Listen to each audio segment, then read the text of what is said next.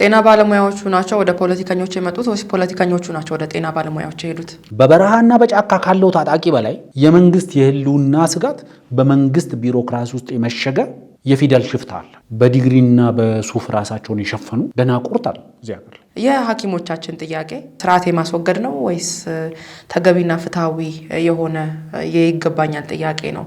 ይሄ ጥያቄ የመብት ጥያቄ ነው፣ የፖለቲካ ጥያቄ አይደለም። እነዚህ ባለሙያዎች ችግሩ እንዲፈታላቸው ነው የሚፈልጉት። ፖለቲከኛው ደግሞ መንግስት እንዲወድቅለት ነው የሚፈልገው። ይሄ ዲያሎግ በጤና ባለሙያዎቹና በብልጽግና ፓርቲ መካከል አይደለም። ግን ነገሩ ፖለቲሳይዝድ እንዲሆን መንግስት ሚና የለውም እዚህ ውስጥ ነገሩን በመጎተትና መፍትሄ ባለመስጠት። እየወደቀ ያለ መንግስት እንኳን ቢያንስ ለሲቪል ሰርቫንቱ የ3 ወር ምናምን ደሞዝ ከፍሏል። ሰላም ጤና ይስጥልን ተመልካቾቻችን፣ ይህ ብሪጅ ሚዲያ ነው። ከብሪጅ ሚዲያ ወቅታዊ ሀገራዊ ጉዳይ ላይ ትኩረት ያደረገው የዛሬው የዳሰሳ ፕሮግራማችን ነው ወደ እናንተ መድረሱን ጀምሯል። ዛሬ በሰፊው የሰሞኑን የጤና ባለሙያዎች ድምጽን በተመለከተ እየተሰነዘሩ ያሉ ሀሳቦችን የምናይ ነው የሚሆነው። አፈወርቅ በደዊና ዩሚዩ አበበ እስከ ዝግጅቱ ፍጻሜ ከእናንተ ጋር እንቆያለን። መልካም ጊዜ። የጤና ባለሙያዎቻችን እንግዲህ የተለያዩ ጥያቄዎችን ይዘው ብቅ ብለዋል። ጥያቄዎቻቸውን በእርግጥ ዛሬ ያነሱት አይደለም። ከአንድ ወር በፊት ይሄ ጥያቄ መልስ እንዲያገኝ የሚል ጥያቄ በአግባቡ ለመንግስትም ለሚመለከተው አካልም አቅርበው ነበር። ነገር ግን ጥያቄዎቻችን መልስ አላገኙም በሚል ደግሞ ከሰሞኑ እየተደረጉ ያሉ ድምጽ የማሰማት ዘመቻዎች አሉ። ይህን ተከትሎ የተለያዩ ፖለቲከኞችም እንደ ሀገርም የሚመለከታቸው ሰዎች በዚህ ጉዳይ ላይ ሀሳብ እየሰጡ ነው ያሉት። ይህንን ተከትሎ ደግሞ እንግዲህ አቶ ጀዋር መሐመድ በሰፊው ይህንን ጉዳይ ያራገቡ ካሉ ፖለቲከኞች አንዱ ናቸውና ከሀሳብ ገበታ ሚዲያ ጋር ቀርበው ባደረጉት ቆይታ ያነሷቸው ነጥቦች የምንመለከት ነው የሚሆነው። ከዛ በፊት ግን ወደ ጉዳያችን ከመምጣታችን በፊት ጠቅላይ ሚኒስትር ዶክተር አብይ አህመድ ከ6 ዓመት በፊት ከጤና ባለሙያዎች ጋር ያደረጉትን ውይይት በምስል ለተመልካቾቻችን አድርሰን ወደ ውይይታችን እንገባለን። ፈከኛፍ ነምነማ ከናሲቱ ወልጥ ቀበሜ ጅራ አናፍ ሚንዳንክ የጥቆ ዋንታተፍ ሞቱማን ከና ከፈሉ ብሪ ጥቆን ኢሰ ብሪ ኩመ ድደመኛቱፍ ሞ ብሪ ኩመ ሸንኩመ ጃ ከፈለ አናፍ ገሩ ብሪ ኩመ ተኮ ከፈለ ሰዓቲን ኑኒ አስኬሰት የኘ ሰዓቲ ወልቅጣድ ሰዓቲን ኑኒ አስኬሰት ደበርሲነ ሰዓቲ ወልቅጣድ ህርማና ኑኒ አስኬሰት ጎኑ ህርማና ወልቅጣድ ኢላልቸ ወልቅጡማ ገሩ ሂንቀምኑ ካናፍ ኢላልች ወልቅጡማን ኑፍ ሀጅራቱ ሰዓቲ ወልቅጣት ከፈልቲ ወልቅጣቴ ቃም ሁንዱ መራዩ አከ ገዲ ወኑ ራወተሙ ነንጋፈዳ ጀቾዳ። እኔ ለምሳሌ ሰርጀሪ ሰራለሁ፣ አሶሺየት ፕሮፌሰር ነኝ፣ አስተምራለሁ። ሰርጀሪ የሚሰራው አይከፈለኝም ወይም ቢከፈልም የሆነ ፖሊሲ የለውም። አሁን አንድ ሂሳብ አስተማሪ አሶሺየት ፕሮፌሰር ሲሆን ወይም አሲስታንት ፕሮፌሰር ሲሆን ያስተምራል፣ ቤቱ ይሄዳል። እኔ አስተምራለሁ፣ ሰርጀሪም እሰራለሁ። የመጨረሻው ሴንሲቲቭ ነች። ስለ ዱዋል ፕራክቲስ ነው መናገር የምፈልገው። ዱዋል ፕራክቲስ ወይ ደግሞ ሙንላይቲንግ ይሉታል። የሐኪም ከርስ ስለዋለው ነው ኢትዮጵያ ውስጥ መንግስት ቤት እያገለገልክ የግል ክሊኒክ ከፍተህ መስራት አለብህ። ይሄ አሰራር ፖሊሲ የለውም፣ ካለውም አናውቀውም። አተገባበር ላይም ክፍተት አለው። ስለዚህ ህሊና ያለው ሐኪም የመንግስቱንም ሳይበድል የግሉንም ለማሯሯጥ ይሞክራል። ህሊና የለው ሐኪም ደግሞ እግሩን ብቻ የመንግስት ለምልክት አስቀምጦ የግሉን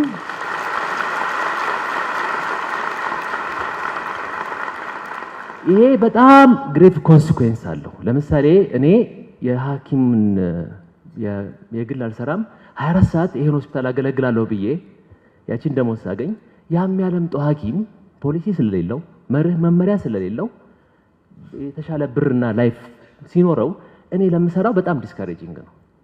ስለዚህ ብዙ ሀገሮች ዱዋል ፕራክቲስ ላይ ፖሊሲ አላቸው፣ የሚከለክሉ አሉ፣ ወይም የሆነ ነገር ኢት ኢዝ አሁን ላለው አንደኛው መፍትሄ የዱዋል ፕራክቲስ ፖሊሲ ስለሌለን ነው። ያው አንተ ከመጣ ወዲህ ሲስተሙ ትንሽ ሉዝ ሆነ። ያስተማርናቸው ሰዎች እየቀሩብን ነው። ስፔሻሊስት እናስተምርና ከኛ ድሮ አይቻልም ነበር ካንተ በፊት በነበረው በቃ እንዳይሄዱ። ምክንያቱም መቀለ ካስተማረው መቀለ መጥቶ መስራት አለበት፣ ግዴታው መጨረስ አለበት፣ ወይ ደግሞ ይክፈል። ካልከፈለ በፍርድ ቤት በምናም ለምን ሰዎች ሪሞት ያሉ ቦታዎች ጂኦግራፊካሊ ዲስአድቫንቴጅ የሆኑ ቦታዎች አዲስ አበባ መምጣት ይፈልጋሉ። ስለዚህ አስተምረህ ይቀልጣሉ። የሕክምና ስርዓቱ ነው። ሄልዝ ፖሊሲውን የተመለከተ ነው። ስለዚህ አሁን በአጠቃላይ ስናየው በተለይ ሐኪሞችን ያገለለ ሕክምና ባለሙያውን ያገለለ የሄልዝ ፖሊሲ ነው ያለን። ስለዚህ ይህ ሄልዝ ፖሊሲ ወድቋል፣ መሻሻል አለበት የሚል እምነት ነው ያለን። የሕክምና ትምህርት ጥራት ወድቋል። ማንም 100% በእምነት መናገር ይችላል። ሁለቱም በተለይ አንደር ግራጁዌት ላይ ሁላችሁም ያው ሐኪሞች ታውቃላችሁ፣ ፍለድ ኤንድ ሪቴይን ፖሊሲ የሚባል ተካሂዷል። ሆስፒታሎች ከህንፃ ወጥተው ኢንፍራስትራክቸራቸው ይሰራ፣ ግብዓት ይሟላ፣ ምርመራ የምናካሄድበት ቦታ ይኖር። ሐኪም ኢትዮጵያ ውስጥ 100% እርግጠኛ ሆኜ የምናገረው ዘመናዊ ባርነት የሚካሄድበት ስርዓት ነው ያለው።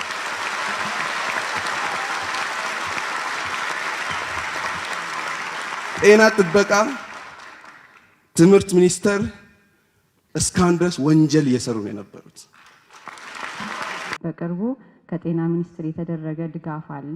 ይሄንን ኮንሱመብልስ ወይም አላቂ እቃዎችን ግዢ ለማድረግ ተሞክሯል።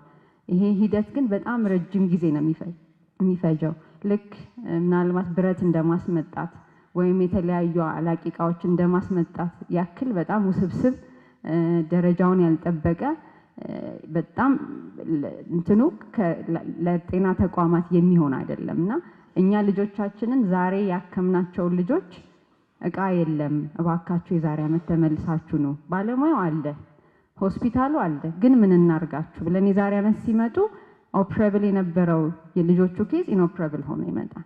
ያንን ለማድረግ አይኖ ሀገሪቷ ውስጥ ብዙ ችግር አለ። ይሄ ብቻ አይደለም ችግር፣ ግን ፕራዮሪቲ እንደ ፖለቲሻን እናንተ ትልልቅ ፊገር ላይ ያላችሁ የሀገሪቷ ትልልቅ ባለስልጣናት እዚህ ላይ ነው ልትረዱንና ልታግዙን የሚገባው። እኛ የተሰበረ ልብ እንጠግናለን ብለን የኛ ልብ ከተሰበረ ቆየ። ስለዚህ we have to say enough። የተለያዩ የመንግስት ደረጃ ላይ ያሉ ሰዎች ውጭ ሀገር ሄዶ የሚታከሙበት ምክንያቱ ምንድነው ነው? ከእናንተ ነው መልስ የምፈልገው። ምክንያቱ ምንድነው? የጤና ጥራቱ ላይ ጥያቄ ያላቸው ሀገር ውስጥ ባሉ ወይስ ኢንፍራስትራክቸሩ ላይ ጥራት ጥያቄ ያላቸው ወይስ ምንድነው የሚለውን ነገር ከእናንተ ነው መስማት ፈልጉ። ያንን እኮ ካወቁ መስራት ነበረባቸው እዚሁ። ያንን ካወቁ አይ እዚህ ሀገር ከታከምኩኝ እሞታለሁ ብሎ ካሰበ ለህይወቱ ከፈራ ለሌላውም እንደዛ መፍራት ነበረበት። ሰሞኑን ግን ገፍቶ የሕክምና ባለሙያዎች በብዙ ምክንያት፣ አንደኛም ትክክለኛ በሆነ ምክንያት በአነሳቿቸው ችግሮች፣ ሁለተኛ ሌላው ሴክተር ላይ እንዳለው ሙያተኛውን ምናልባት ከጠቀመ እንደ አንድ የፖለቲካል መጠቀሚያ ለማድረግ የሚፈልጉ ኃይሎችም ስላሉ ጫጫታዎች ነበሩ እና ምንድነው እንስማቸው፣ ችግራቸውን እንወቅ፣ የምንችለውን እናድርግ፣ የማንችለውን ደግሞ አሁን እንደተባለው ይሄን አንችልም እንበላቸው በሚል ነው መድረኩ የተፈጠረው። መድረኩ በመፈጠሩ ከእናንተ በላይ እኔ ተጠቃሚና እድለኛ ነኝ። ምክንያቱም እናንተን ለማግኘት እድል አገኘው፣ ሀሳቦቻችሁን ለመስማት እድል አገኘው። ነገ ህግ ስናወጣ ሙያተኞች እኮ እንደዚህ ብለዋል ብዬ በእውቀት ለመከራከርም እድል አገኘው። እንደ መልካም ጅምር ነው የምወስደው። መልሱን የሚጀምረው ከአጠቃላይ ሀገራዊ ሁኔታ ነው። አጠቃላይ ሀገራዊ ሁኔታን ማየት ካልቻል የሴክተር ችግር መፍታት አንችልም። እንግዲህ ተከታትለን በተመለስነው ቪዲዮ ላይ ጠቅላይ ሚኒስትሩና የጤና ባለሙያዎቹ ሰፋ ያለ ጊዜ ወስደው ውይይት አድርገዋል። ነገር ግን እኛ ቀንጨብ አድርገን ምን ሀሳቦች ነበሩ የተነሱት የሚለውን ወደ ተመልካቾቻችን አድርሰናል። ከዛ በፊት ወደ ጉዳይ ከመግባቴ በፊት ከሰሞኑ በትግራይ ክልል አንድ ሁነት ተፈጽመዋል። ምንድነው ይሄ ሁነት የሚለውን ነገር አንተ ሀሳብ ስጥበትና ወደ ዋናው ጉዳያችን እንመጣለን። እንግዲህ በተደጋጋሚ ጊዜ አንስተነው የነበረ አንድ በቲፒኤልኤፍ እና በኤርትራ መንግስት መካከል አላስፈላጊ የሆነ ህገወጥ የሆነ የሀገሪቷን ህግም የፕሪቶሪያ ስምምነትንም የጣሰ እንቅስቃሴዎች መደረግ ጀምረው ነበር። ይህንን መሰረት አድርገን እኛም በተደጋጋሚ የፌዴራል መንግስቱ እርምጃ መውሰድ አለበት፣ ማስቆም አለበት። የጊዜያዊ አስተዳደሩን የፕሬዚደንትነት ስልጣን የተረከቡት ጀነራል ታደሰ ወረደም ወደ ስልጣን በመጡበት የቃል ኪዳን ስምምነት ላይ በግልጽ ከተቀመጡት ከ8 ነጥቦች አንደኛው ቲፒኤልኤፍ ከውጭ ኃይሎች ጋር የሚያደርገውን ግንኙነት ለማስቆም ነው። ስለዚህ በማንኛውም መንገድ በግለሰብም ይሁን በቡድን መልኩ ወደ ኤርትራ የሚደረጉ ከኤርትራ ወደ ትግራይ የሚደረጉ እንቅስቃሴዎች የሀገሪቷን ሉዓላዊነት የሀገሪቷን ህገ መንግስት የፕሪቶሪያ ስምምነትን የሚሸረሽር በፕሪቶሪያ ስምምነት ፈራሚ አካላት መካከል ያለውን መቆራቆዝ የሚያባብስ እንቅስቃሴ ስለሆነ ማስቆም አለባቸው። ይህን እንቅስቃሴ ያደረጉትን አካላት ለህግ ተጠያቂ ማድረግ አለባቸው የሚል ነገር አንስተን ነበር። እንግዲህ ከቆይታ በኋላ ይመስለኛል በትላንትናው ዕለት በዚህ እንቅስቃሴ ውስጥ በፊት አውራሪነት ተልዕኮ ወስዶ ከህወሓት ወይም ደግሞ ከቲፒኤልኤፍ ተልዕኮ ወስዶ ሲንቀሳቀስ የነበረው ብርሃን ገብረ ጊዮርጊስ የሚባለው ወይም ደግሞ በሚዲያ ላይ ከዚህ ቀደም የምናውቀው ልፋቴ በሚል ስሙ የምናውቀው ሰው ነበር ይህን እንቅስቃሴ ሲመራ የነበረው። በኤርትራ ድረስ በመጓዝ ወይም ደግሞ ከኤርትራ ወደ ትግራይ በመምጣት ከአንድ የኤርትራ መንግስት አክቲቪስት አወል ሰይድ ከሚባል ሰው ጋር በተደጋጋሚ ይገናኝ ነበረ። በተደጋጋሚ የተለያዩ ሀሳቦችን ያንጸባርቅ ነበረ። እንግዲህ በትላንትናው ዕለት ይህ ግለሰብ በትግራይ ፖሊስ ኮሚሽን ቁጥጥር ስር ውሎ በመቀሌ ከተማ በሚገኘው አይደር ፖሊስ ጣቢያ እንደሚገኝ ነው መረጃዎች የወጡት። እንግዲህ ከስርዓቱ በፊት ይህን ድርጊት ከፈጸመ በኋላ በዚህ ግለሰብ ላይ በተለያየ ጊዜ የመግደል ሙከራ ተካሂዶብኛል የሚል እንቅስቃሴ ወይም ደግሞ አሉባልታዎች ወይም ወሬዎች ሲናፈሱ ነበር። ከብዙ ሰዎች ቼክ እንዳደረጉት በተግባር የተለያዩ ቦምቦች በመኖሪያ ቤት መቀሌ በሚገኘው መኖሪያ ቤት ውስጥ እንደተወረወሩበትና ጉዳት ሳይደርስበት እንዳመለጠ፣ በዚህ የቦምብ ውርወራ ውስጥ ደግሞ የተሳተፉት የቲዲኤፍ ከፍተኛ አመራር የሆኑ ጀነራል ልጅ እጅ እንዳለበት፣ ይህም ደግሞ የሚያሳየው ቲፒኤልኤፍም ሆነ ቲዲኤፍ በዚህ ግንኙነት ላይ የጋራ አቋም እንዳልወሰዱና በቲዲኤፍም በቲፒኤልኤፍ መካከል መከፋፈል እንደፈጠረ፣ እስራቱንም ከዚህ ጋር የተገናኘ እንደሆነ፣ ምክንያቱም የዚህ ልጅ እንቅስቃሴ ቲፒኤልኤፎች ቢሃይንድ ክሎዝ ዶር በሚባል ደረጃ ወይም ደግሞ ቢሃይንድ ሲን እንደሚባለው ከጀርባ ማድረግ ይፈልጉት የነበረውን ግንኙነት በአደባባይ እየተከበረና በአደባባይ በሚዲያዎችም ጭምር እየወጣ እየገለጸ ስላለ በጀርባ እያደረግን ያለነውን ነገር አጋልጧል። በትግራይ ህዝብ ከኤርትራ መንግስት ጋር ግንኙነት እያደረግነው ብለን ብንነግረው የሚፈጥረው መከፋት አለ። ይህን ሀሳብ ሊቀበለን ወይም ሊገዛን አይችልም።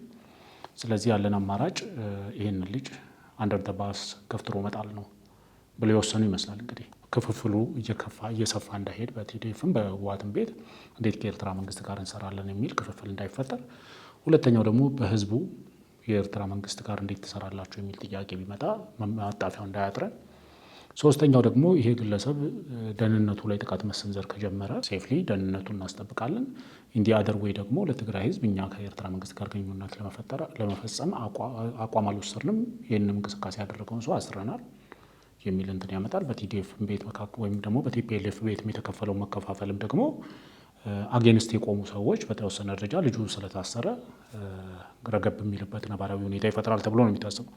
እንግዲህ የሀገር ሉዓላዊነት ተጥሷል ነው የኛ ትልቁ ነገር። ምክንያቱም አንድ የኤርትራ መንግስት አክቲቪስት የሆነ ሰው ዊዛውት ኤኒ ቪዛ ሪኩዌስትም ሳያደርግ ቪዛ ክሌምም ሳያደርግ ቪዛም ሳይኖረው ወደ ኢትዮጵያ ግዛት ውስጥ ገብቶ ከዚህ ሰው ጋር ተገናኝቷል። ስለዚህ ይሄ ተግባር የፌዴራል ወንጀል ነው። ስለዚህ ይሄ ግለሰብ በትግራይ ክልል ውስጥ የመዳኘት መብት የላቸውም። ትግራይ ክልል ውስጥ በዚህ ተግባሩ የፌዴራል መንግስቱ ነው ይህን ሰው ኢንተሮጌት ማድረግ ወይም ኢንቨስቲጌት ማድረግ ካስፈለገም የፌዴራል መንግስቱ ነው ይህን ማድረግ የሚችለው። ምክንያቱም የተፈጸመው የክልል መንግስታት ኢንቨስቲጌት ማድረግ የሚችሏቸው ወንጀሎች አሉ። ይሄ ግን የፈጸመው ወንጀል የፌዴራል ወንጀል ነው። ስለዚህ የፌዴራል መንግስቱ ወይም ደግሞ የፌዴራል መንግስት አቃቤ ህግ ነው ይህን ነገር ኢንቨስቲጌት የማድረግ ግዴታ የሚኖርበት። ስለዚህ እንግዲህ በቁጥጥር ስር ውሏል የጊዜያዊ መስተዳድሩ። ስለዚህ ጊዜያዊ መስተዳድሩ አሳልፎ ለፌዴራል መንግስቱ ይሰጣሉ የሚለውን ወደፊት የምናየው ይሆናል። ወደ ዕለቱ ዋና ጉዳይ እንግባ። እንግዲህ የጤና ባለሙያዎች ጥያቄ ፍትሐዊና ተገቢ መሆኑን ሁሉም የሚስማማበት ነው፣ እኛን ጨምሮ እኔ በግሌ የምስማማበት ነው። በቂ ደሞዝ የሚከፈላቸው አይደሉም። በድካማቸው በተማሩት ልክ በደከሙት ልክ በሚያገለግሉት ልክ የሚከፈላቸው ባለሙያዎች አይደሉም። እንደዚህ አይነት ጥያቄ በብዙ የሙያ ዘርፎች ላይ አለ። እንግዲህ ጎልቶ የወጣው አሁን ላይ የጤና ባለሙያዎቹ እንቅስቃሴ ነው። ከዚህ ቀደም የመምህራን እንቅስቃሴ ነበረ። እንደምታውቀው በፖለቲካ ኃይሎች ተጠልፎ ለተወሰነ ጊዜ ረገብ ብሎ ነበር።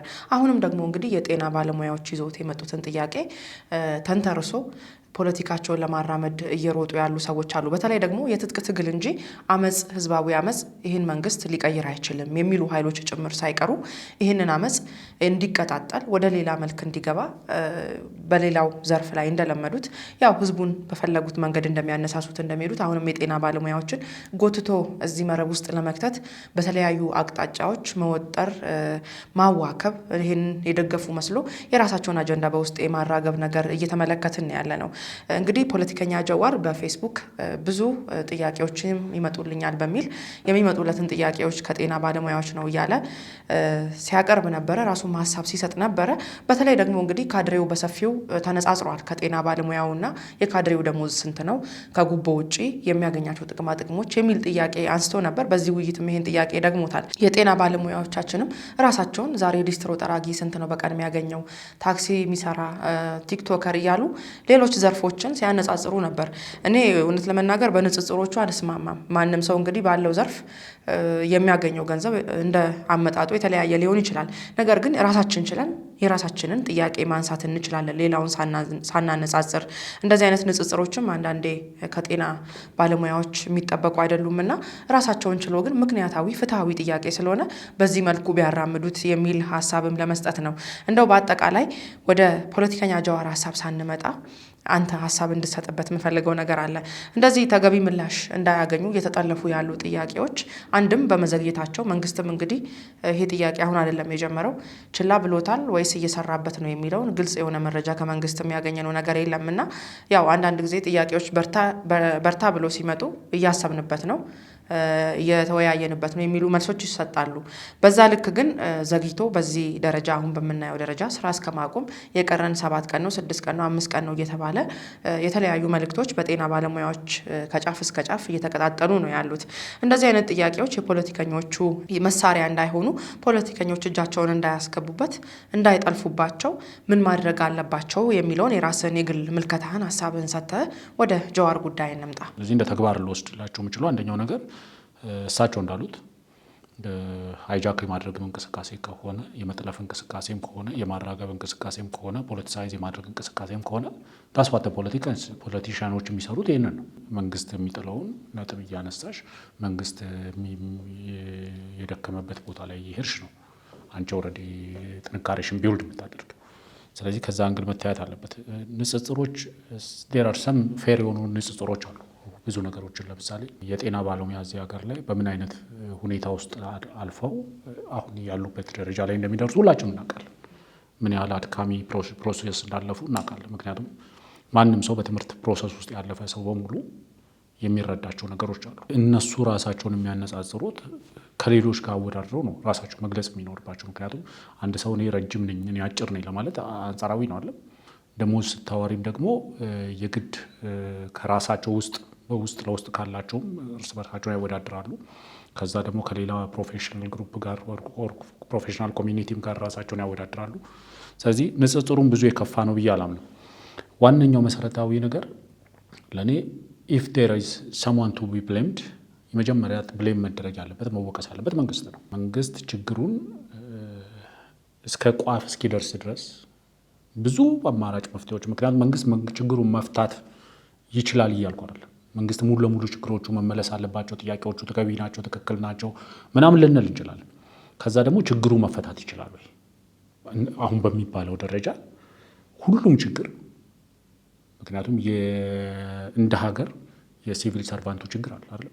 የደሞዝተኛው በመንግስት ፔሮል ላይ በመንግስትም ሆነ በግለሰብ ፔሮል ላይ ተሰሞ ያለ ሰው በጠቅላላ የሚያነሳቸው የደሞዝ ችግሮች አሉ። እነዚህ ችግሮች በአንድ የጋራ የምንላቸው ችግሮች ናቸው። ለምሳሌ መምህሩም ጋር ብትሄጂ ችግሩ አለ፣ የህግ ባለሙያው ጋር ስትሄጂ ችግሩ አለ፣ የምህንድስና ባለሙያው ችግሩ አለ፣ ጤና ባለሙያ ጋር ችግሩ አለ፣ ኮንስትራክሽን ሰራተኛው ችግሩ አለ፣ ሌበር ሆኖ የሚሰራው ችግር አለ፣ ውሃ ልማት መብራት ኃይል የሚሰራው ችግር አለበት። ስለዚህ መንግስት የደሞዝ ማስተካከያ ማድረግ ካለበት ኢንጀነራል ነው ማድረግ የሚኖርበት። ስለዚህ ጥያቄውን ስፔሲፊክ ግን የጤና ባለሙያ ደግሞ ስፔሲፊክ የሆኑ ደግሞ ጥያቄዎች አሉ፣ ጤና ባለሙያውን የሚመለከቱ። ለዛ ነው መንግስት ብሌም የሚደረግባቸው የጤና ባለሙያው ችግሮች አሉ፣ መንግስት መሬት ላይ ሊጎትታቸው የማይገቡ። ለምሳሌ አንዳንድ ጥያቄዎች ቅድም በተወሰነ ደረጃ ምክንያቱም ጠቅላይ ሚኒስትሩ ከ6 ዓመት በፊት ከነዚህ የጤና ባለሙያዎች ጋር ቁጭ ብሎ በተወያዩበት ስብሰባ ላይ ኦልሞስት ወደ 4 ሰዓት አካባቢ የፈጀ ስብሰባ ነው ያደረጉት። ውይይት ነው የተደረገው።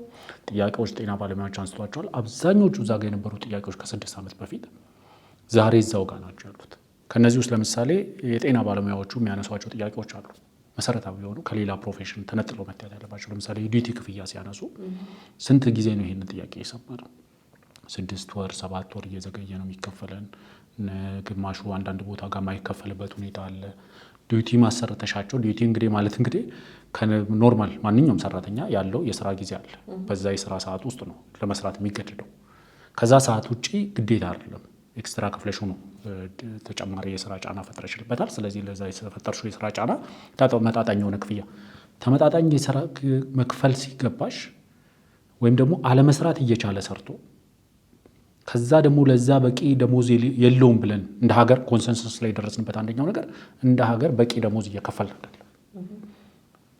እንደ ሀገር በቂ ደሞዝ እየከፈልን አይደለም ብለሽ ደግሞ በቂ ደሞዝ እየተከፈለኝ ስላልሆነ ሌላ ተጨማሪ ስራ ሰርቼ ደሞዜን በተወሰነ ደረጃ ማክሲማይዝ ላድርግ ብሎ ሰርቶ ደግሞ 7-8 ወር እንዲጠብቅ የሚደረግበት ደጅ እንዲጠና የሚደረግበት እንዲማረር የሚደረግበት ነባራዊ ሁኔታዎች አሉ። እነዚህ መንግስት ድክመቶች ናቸው። ምክንያቱም ትላንት ከአንድ ወዳጄ ጋር ስናወራ እየወደቀ ያለ መንግስት እንኳን እየወደቀ ደርግ ለምሳሌ ሊወድቅ ኦልሞስት ወደ መጨረሻው ደርግ ኮሎኔል መንግስቱ ኃይለማርያም ሀገር ጥለው ከወጡ በኋላ ቢያንስ ለሲቪል ሰርቫንቱ የ3 ወር ምናምን ደሞዝ ከፍሏል ቀድሞ። ምክንያቱም ቢወድቅ እንኳን መንግስት ኢን አድቫንስ ሲቪል ሰርቫንቱ እንዳይጎዳ ሌላ መንግስት ተቋቁሞ እግር እስኪተክል ድረስ እንዳይጎዳ ተብሎ ማለት ነው። ስለዚህ ቢያንስ መንግስት እንደነዚህ አይነት ቤዚክ የሆኑ የደሞዝ ማስተካከያውን በአገር አቀፍ ደረጃ ማድረግ ይቻላል። ብዙ ነገሮች ቅድመ ሁኔታዎች ስለሚያስፈልጉት እሱ ፖለቲከኞቹ ሌሎቹም አቶ ጀዋርን ጨምሮ ሌሎችም ፖለቲከኞች እንደሚሉት አይደለም። የደሞዝ ማስተካከያ መስራት ኢትስ ኖት ላይክ ጀስት ፕሪንቲንግ ገንዘብ ፕሪንት አድርገሽ ወር ገንዘብ አምጥተሽ ለሰራተኛው ማከፋፈል ማለት አይደለም። በጣም ብዙ ቅድመ ሁኔታዎች መሰራት ያለባቸው ነገሮች አሉ። ደሞዝ ጭማሪው ጋር ሳንመጣ ግን አብዛኛው የጤና ባለሙያውን ያማረሩ አሰራሮች በእንትን ውስጥ አሉ። ስለዚህ አንደኛው ነገር በጤና ሲስተማችን ውስጥ አሉ። ስለዚህ ያንን ማጥራት ያስፈልጋል። እነዛ ላይ ምን ማድረግ ይችላሉ? ለምሳሌ እነዚህ ሰዎች የአንድ ወር አልቲሜተም ነው የሚባለው የአንድ ወር ገደብ ሲሰጡ መንግስት በእነዚህ በአንድ ወር ውስጥ ጥያቄያችን ይመልስልን ሲሉ 6 ዓመት ወደ ኋላ ደግሞ ስንሄድ ይህን ሁሉ ጥያቄ እናገኘዋለን። 6 ዓመት ምን እየሰራን ነበረ? እሺ በጦርነት በኮሮና በተለያዩ ችግሮች ተተብትበን ቆይተናል። 1 ወር ጊዜ ሲሰጥ የጤና ጥበቃ ሚኒስቴር ምን እየሰራ ነበር? አዎ ዶክተር መቅደስ በተለያየ ጊዜ ችግሩን ለመፍታት እየሞከሩ እንደሆነ ይናገራሉ። በቅርቡ ባቀረቡት ሪፖርት ላይ ሁሉ ሐኪሞቹ ተቃውሞ ሲያስነሱ ነበር። የሌሉ ነገሮች ሪፖርት ውስጥ ተካተው አይተናል። የሐኪሙ ኑሮ ለማሻሻል እየተደረጉ ያሉ እንቅስቃሴዎች እንዳሉ ሲገልጹ ነበር እና ምንም ያየነው ነገር የለም። ጤና ዘርፉ ላይ ያሉ ክፍተቶችን ለመሙላት እየተሰሩ ያሉ እንቅስቃሴዎች ተብሎ የቀረቡት ሁሉ ልክ አይደለም የሚል ነበር። ለእኔ ዋን ስቴፕ ፎርዋርድ የሚሆነው አትሊስት ይህን ጥያቄ የሚያነሳውን የጤናውን ማህበረሰብ የጤና ዘርፍ ባለ ማህበረሰቡን ሰብስቦ ማነጋገር ከባድ ነገር አይደለም። በኋላ ላይ ምንድን ነው መፍትሄው የሚለውን ስንመጣበት ይህንን እናብራራለን በደንብ አድርገን። አሁን ግን ቢያንስ መንግስት ጥያቄውን በተገቢው ደረጃ አንደርስታንድ ማድረጉ መቀበሉ መግለጽ አለበት። የጤና ባለሙያዎቹ ደግሞ ይሄ ጥያቄ ሲቪል የሆነ ጥያቄ ነው ማለት የሲቪል ሰርቨንት ጥያቄ ነው። ይሄ ጥያቄ የመብት ጥያቄ ነው፣ የፖለቲካ ጥያቄ አይደለም። የግድ ራሳቸውን ከፖለቲከኞች ጋር ማጣበቅ አይጠበቅባቸው። ምክንያቱም ፖለቲከኞች መልቲፕላየር ኢፌክት ያለው ነገር ይፈልጋሉ። ለምሳሌ እነዚህ ባለሙያዎች ችግሩ እንዲፈታላቸው ነው የሚፈልጉት። ፖለቲከኛው ደግሞ መንግስት እንዲወድቅለት ነው የሚፈልገው። ስለዚህ የፍላጎት ልዩነት አለ። እነዚህ ችግሩ እንዲፈታላቸው የሚፈልጉ ከሆነ ራሳቸውን ከፖለቲከኞቹ ማራቅ አለባቸው። ጤና ባለሙያዎቹ ናቸው ወደ ፖለቲከኞች የመጡት ወይስ ፖለቲከኞቹ ናቸው ወደ ጤና ባለሙያዎች የሄዱት? ሁለቱም ሄደዋል። ከጤና ባለሙያውም የፖለቲካ ኢንተረስት ያላቸው አሉ። ከፖለቲከኞቹም ደግሞ በዚህ ውስጥ የሃይጃኪንግ ሮል እየተጫወቱ ያሉ። አሁን በተደጋጋሚ ትልቁ ችግር የሆነው ምንድን ነው? የሚያደርጉትን ያውቃሉ። ፖለቲከኞቹ የሚያደርጉትን ስለሚያውቁ ቀድመው እንደዚህ ልንባል እንችላለን ብለው ይጽፋሉ። ለምሳሌ የሆነ ሲቪል ሙቭመንትን ሃይጃክ ማድረግ ሲፈልጉ እኛ ለመደገፍ ነው እንጂ ሃይጃክ ለማድረግ አይደለም የሚል ነገር ይጻፋል። ዴን ሃይጃክ አረጋችሁ ብለሽ እንዳትወቅሻቸው ጽፈውታል ቀድመው። መንግስት ይሄን ያደርጋል አሁን በቅርብ እኛ ባደረግንበት ጫና የሚል ነገር ይጻፋል። ዳስ ዋት ዘ ራይት ቲንግ መንግስት ማድረግ የሚጠበቅበት ያኮ ነው። ያንን ሲያደርግ እኛ ስላልን ነው የሚል ነገር ለማምጣት ማለት ነው። ዋናው መሰረታዊ ነገር ጥያቄው የመብት ጥያቄ ነው። ጥያቄው እንዲመለስላቸው ነው የሚፈልጉት። ስለዚህ ጥያቄውን ለማስመለስ የሚያደርጉትን ማንኛውንም ነገር ጥያቄው ተገቢ ነው ካልን ተገቢ ጥያቄ በሚቀርብበት መንገድ እስካቀረቡት ድረስ ለኔ ጥያቄው ትክክል ነው፣ የሚጠየቅበትን መንገድ ተገቢ ነው። ለምሳሌ ሰዎች ስትራይክ አዲስ ነገር አይደለም ለሀገራችንም ለዓለም። ለምሳሌ ከ2020 ብቻ ወደዚህ እንኳን የምንወስድ በ2020 አሜሪካ ነገር ውስጥ ለምሳሌ የተካሄደ አንሳይፍ የሆነ ወርኪንግ ኮንዲሽን አለ ተብሎ የተካሄደ የጤና ባለሙያዎች ስትራይክ አለ። ማንም ሰው እንትን አድርጎ ማየት የሚችለው ዩኬ ውስጥ በ2022 ናሽናል ሄልዝ ሰርቪስ ስትራይክ አለ። ኖርዝ ኮሪያ፣ ሳውዝ ኮሪያ ለምሳሌ በ2020 ሜዲካል ክራይሲስ የሚባል የተከሰተ አለ። ኢንዲያ ውስጥ በ2024 ዲው ቱ ሬፕ ኤንድ መርደር ኦፍ ኦን ዲዩቲ ዶክተሮችን በመግደልና በመድፈር ምክንያት የተካሄደ ስትራይክ አለ። በተለያየ ምክንያት የጤና ባለሙያዎች ስትራይክ ያደርጋሉ። ዲስ ኢዝ ኖርማል በየትኛው ምክንያቱም ሀያል የምንላት የዓለማችን ሌላ ሀያል ናቸው የምንላት አሜሪካ ውስጥ የተካሄደው ስትራይክ ሪዝኑ አንሴፍ ወርኪንግ ኮንዲሽን ነው፣ ምቹ ያልሆነ የስራ አካባቢ። ዴን እኛ ሀገር ስናመጣው ዶክተሮቻችን በምን አይነት ሁኔታ ውስጥ እየሰሩ እንዳሉ እናውቃለን። ለምሳሌ የሌበር ዴይን አስመልክቶ በሰራነው ፕሮግራም ላይ አንደኛው ያስተላለፍነው መልእክት ለጤና ባለሙያዎቻችን ተገቢውን ክብር እየሰጠን አይደለም፣ ተገቢውን ሪኮግኒሽን እየሰጠን አይደለም። አንሴፍ በሆነ አንሄልዚ በሆነ ነባራዊ ሁኔታ በሆነ ኮንዲሽን ውስጥ እየሰሩ ነው። እነዚህ ሰዎች አገልግሎት እየሰጡ ነው ያለ በቂ ክፍያ፣ የሰሩበት ክፍያ በአግባቡ ሳይከፈላቸው። ስለዚህ ለኔ የጤና ባለሙያዎቹ መብታቸውን ለማስከበር የሚሄዱትን መንገድ ራሳቸውን ከፖለቲካው እስካራቆረስ ራሳቸውን ከፖለቲከኞች እስካራቆረስ። ምክንያቱም ይሄ ዲያሎግ በጤና ባለሙያዎቹና በብልጽግና ፓርቲ መካከል አይደለም። ይሄ ዲያሎግ በጤና ባለሙያዎቹና በመንግስት መካከል። ግን ነገሩ ፖለቲሳይዝድ እንዲሆን መንግስት ሚና የለውም እዚህ ውስጥ ነገሩን በመጎተትና መፍትሄ ባለመስጠት። ፖለቲሳይዝ እንዲሆን ኦልሬዲ ብሌም መደረግ ያለበት መንግስት ነው ያልኩት ለዛ ነው። እንደ መንግስት እንደ ፖለቲከኛ እንደ ፓርቲ አይደለም ይሄ ብሌም የሚደረገው፣ እንደ መንግስት ነው ብሌም መደረግ ያለበት። ምክንያቱም መንግስታዊ መፍትሄ ነው የሚፈልጉት እነዚህ ሰዎች። ስለዚህ በተቻለ መጠን የኢንተረስት ልዩነት አለ። ፖለቲከኞች አጌንስት ገቨርንመንት የቆሙ ወይም ደግሞ ከመንግስት በተቃራኒ የቆሙ ሰዎች የእነዚህን ሰዎች የመብት ጥያቄ የስልጣን መወጣጫ እርካብ ማድረግ የሚፈልጉ ሰዎች አሉ። ስለዚህ መንሰላል ማድረግ የሚፈልጉ ሰዎች አሉ። ስለዚህ አንደኛው ነገር የጤና ባለሙያዎቹ መንግስት ጥያቄያቸውን በጥሞና ተመልክቶ እንዲፈታላቸው ይፈልጋሉ። እኔም ብትጠይቅኝ እንዲፈታላቸው ይፈልጋሉ። ዳስ ጥያቄው ተገቢ ስለሆነ። ፖለቲከኞቹ ግን ቢያንስ ሁለት አይነት እንትን ያቀርባሉ። አንደኛው እነሱ ኢንቮልቭ አድርገው ጩኸታቸውን ቀምተው ሙቭመንታቸውን ሃይጃክ አድርገው ከዛ መንግስት ተገቢውን ምላሽ ከሰጠ እኛ በፈጠርነው ጫና መንግስት መልስ እንዲሰጣቸው አድርገናል የሚል ክሬዲት የመውሰድ እንቅስቃሴ ያደርጋሉ። መንግስት ጥያቄውን ደግሞ ፖለቲሳይዝ ሆኗል። ስለዚህ የጤና ባለሙያ ጥያቄ የነበረው አሁን የፖለቲከኞች ጥያቄ ስለሆነ ብሎ ይህን ጥያቄ ባይመልሰው ደግሞ የሚፈልጉትን የትግል ማቀጣጠያ ማገዶ ያደርጉታል። ስለዚህ ዋናው መሰረታዊ ነገር መንግስት አሁንም ችግሩን የመፍታት ፍላጎት አለው። መንግስት ችግሩን የመፍታት አቅም አለው። ዋናው መሰረታዊ ነገር ጠረጴዛ መዘርጋትና ከጤና ባለሙያዎቹ ጋር ቁጭ ብሎ መነጋገር ነው። ምክንያቱም የተማሩ ሰዎች ናቸው። እንደ ዝም ብሎ ይሄ ከየትምህርት ቤቱ የሸፈተ አይደለም። የተማሩ ሰዎች ናቸው። የተማረ ሰው ማለት ደግሞ ነባራዊ ሁኔታን ይረዳል። ብታስረጁ ይረዳሻል፣ ቢያስረዳሽም ይገባሻል። ስለዚህ መንግስት ጠረጴዛ ዘርግቶ ከነዚህ የጤና ባለሙያዎች ጋር ተወካዮችም ካሏቸው ከተወካዮቻቸው ጋር በማስም በተለያየ አካባቢ ላይ ጠረጴዛ ተዘርግቶ ውይይት መቀመጥ አለበት። ምክንያቱም የተማሩ ሰዎች ሙቭመንት ነው ይሄ። ሀገሪቷ አቶ ጀዋር እንዳሉት ክሬምስ ኦፍ አወር ሶሳይቲ የሚባሉት እነዚህ ናቸው ከላይ ያሉት።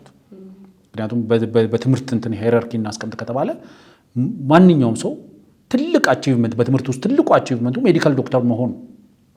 ስለዚህ እነዚህ ሜዲካል ዶክተርነት ሌቭል ላይ ሲደርሱ በምን አይነት ሲስተም ውስጥ አልፈዋል፣ ስንት ወረቀት አገላብጠዋል፣ ስንት መጽሐፍ አንብበዋል፣ ስንት ወረቀት ጽፈዋል፣ ስንት ነገር አልፈዋል። ስለዚህ ይሄ ሁሉ ነገር የሰጣቸው ኤክስፔሪየንስ አለ። ለአንድ ጤና ባለሙያ ለምሳሌ ሕክምና አገልግሎት መስጠት አቆማለሁ ማለት እኔ ያህል ህመም እኮ የለም። ምክንያቱም ጤና ባለሙያ ሆኖ ህመምን ይረዳል። የእሱ አገልግሎት ለማህበረሰቡ የሚሰጠው ሪሊፍ ያውቃል። ስለዚህ ጤና ባለሙያ ሆኖ አገልግሎት አቆማለሁ ማለትን ያህል ህመም የለም። ስለዚህ አንቺ ቀርበሽ እናንተም አገልግሎት ማቆም ውስጥ አትግቡ፣ እኔ የምችለው ይሄን ማድረግ ነው፣ ይሄን ደግሞ ማድረግ የማልችልበት ደግሞ እነዚህ ማድረግ የማልችላቸው ደግሞ እነዚህ ናቸው፣ እነዚህን ደግሞ ማድረግ የማልችልበት ምክንያት ደግሞ ይሄ ነው ብሎ ማቅረብ ይቻላል። ለምሳሌ ለእኔ በተናጥል መመለስ የለበትም። በተለይ ከደሞዝ ጋር ተያይዞ ያሉ ነገሮች ግን ከደሞዝ በመለስ ያሉ ለምሳሌ የደሞዙ ማነስ አይደለም አብዛኛውን የጤና ባለሙያ እዚህ ደረጃ ያመጣው። በዚህም በተለያየ በትላንትና በሞገስ ወር በሀሳብ ገበታ ላይ በቀረበው ፕሮግራም ላይ ሀሳባቸውን የሰጡ የጤና ባለሙያዎችም ሆነ በተለያየ ሚዲያ ላይ የምንመለከታቸው ወይም ደግሞ የምናውቃቸው አመመን ብለን የምንደውልላቸው ዶክተሮች ሳይቀሩ የሚነግሩን ከደሞዝ በመለስ ያሉ በጣም ሰፊ ጥያቄዎች አሉ። እነዛ ናቸው ለዚህ ደሞዝ ብለን ነው እንዴ ታዲያ ይህን ሁሉ ዋጋ የምንከፍለው እንዲሉ ያደረጋቸው። ስለዚህ መንግስት የደሞዙን ጥያቄ በሰፊው ከሌላው ማህበረሰብ ጋር እኩል መልሳለሁ። ግን ዋናው መሰረታዊው ነገር ራሳቸውን ከፖለቲካ ማራቅ አለባቸው። የፖለቲካ መጠቀሚያ መሆን የለበትም። ጥያቄው ፍትሐዊ ጥያቄ ነው፣ ተገቢ ጥያቄ ነው፣ መመለስ ያለበት ጥያቄ ነው። መንግስት ሲወድ በእንደዚህ አይነት ሰላማዊ በሆነ እንቅስቃሴ ሳይወድም ደግሞ ህግና ስርዓትን አክብረው ጥቅማቸውን የማስከበር እንቅስቃሴ እስካደረጉ ድረስ ለእኔ ጤነኛ ነው። መንግስት መሳሳት የሌለበት ነገር እዚህ ውስጥ there is no room ኃይል ለመጠቀም ለማስገደድ ለማሰር ምንም አይነት መንገድ እንትን አያመጣም። በተለይ ደግሞ ታች ላይ ያሉ በተለይ ካቢኔውም ካድሬውም የሚሰራው አለ እንደዚህ የታሰሩ ታፍነው ማስፈራሪያና ዛቻ ደረሰብን እያሉ ያሉ ሐኪሞች አሉ። ታች ላይ ትኩረት ቢሰጠው፣ ምክንያቱም ሁሉ ችግሮች አሁን እታች ሆነዋል። ሁሉም ሰው ጉልበቱን ፈርጣማ ኃይሉን የሚያሳየው ታች ላይ ሆነዋልና እንደዚህ አይነት እንቅስቃሴዎችም ስላሉ እንደዚህ አይነት አደገኛ ነገሮችን እንደ ሀገር ያለ ጤና ባለሙያ ውለን የምናድር ሀገር አይደለም። ምክንያቱም ይሄ ከፍተኛ የጤና ባለሙያዎችን ክትትል የሚፈልግ ህዝብ ያለበት ሀገር ነው። ጀስት ስሞል ነምበር ኦፍ ወይም ደግሞ በጣም ጥቂት ህዝብ ያለው ሀገር አይደለም። ይሄ ሀገር በጣም ከፍተኛ የሆነ የጤና ተጋላጭነት ያለበት ሀገር ነው። ብዙ ችግሮች አሉ። ስለዚህ ዋናው መሰረታዊ ነገር መንግስት ከኃይል በመለስ ያሉ የመፍትሄ አማራጮችን መውሰድ አለበት። ጤና ባለሙያዎችም ከኃይልና ከአመጽ በመለስ ያለ የመብት ማስከበሪያ መንገዶችን መጠቀም አለባቸው። እዚህ ውስጥ የመንግስትም ሆነ የተቃዋሚ ፖለቲከኞች ሩም ሊኖራቸው አይገባም። ሲቪል ጥያቄ ነው የሚፈልገውም ሲቪል መንገድ በሲቪል መንገድ መቅረብ አለበት። የሚፈለገው መልስም በሲቪል መንገድ መመለስ አለበት።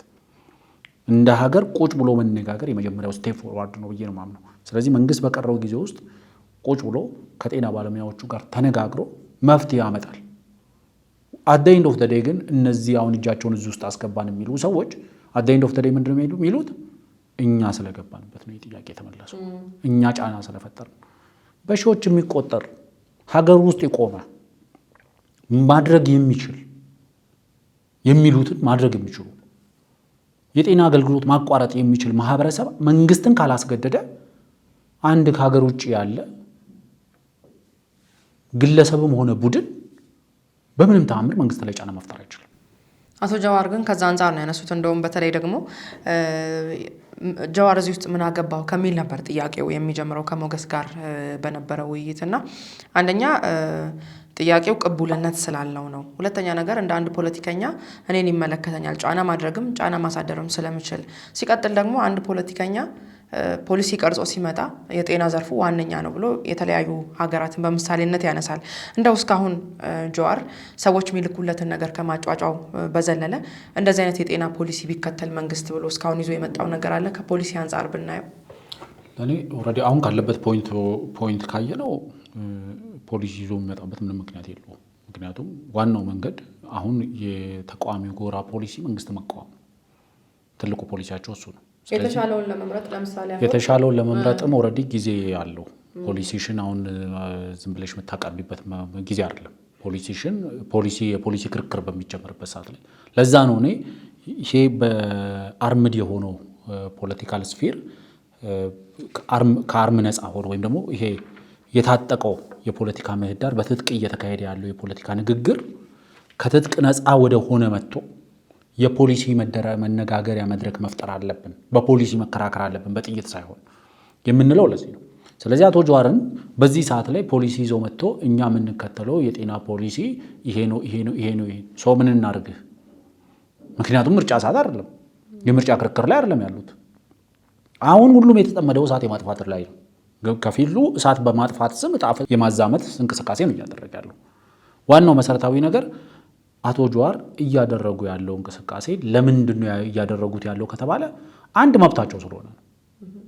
ይሄንን ማንም ዲናይ ሊያደርጋቸው አይችልም።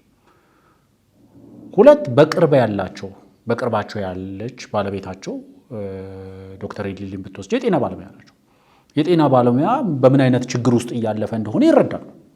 በቅርብ የሚያውቁትም ስለሆነ ለምሳሌ የኦሮሚያ ዶክተሮች ማህበር መስራች ናቸው ዶክተር ኤሊሊ። ስለዚህ ዶክተሮቹ እያለፉበት ያለውን ሁኔታ ለመረዳት ቅርብ ናቸው። ቤታቸው ውስጥ ያገኙታል፣ ጓዳቸው ውስጥ ያገኙታል። ስለዚህ ሩቅ አይደሉም ለዚህ። ሌላኛው ደግሞ አንድ ፖለቲከኛ የሚባለው ቅድም እንዳልኩት መንግስት የሚጥለው ነጥብ እያነሳሽ መከመር ከቻልሽ መንግስት በዶክተሮቹ ላይ ነጥብ ጥሏል ብለው ያሰቡትን ነገር በሙሉ ሄዶ ያችን ለቃቅመው አምጥተው መከመር አለባቸው። መንግስት በሚሊታሪ ውስጥ ነጥብ ጥሏል ብሎ ሲያምኑ ከዛም አምጥተው መከመር አለባቸው። ዳስ ኦልሬዲ ክሬዲቢሊቲ ኦር ክሬዲት ዴቨሎፕ የሚያደርጉት ወይም የሚከምሩት እንደዛ ነው።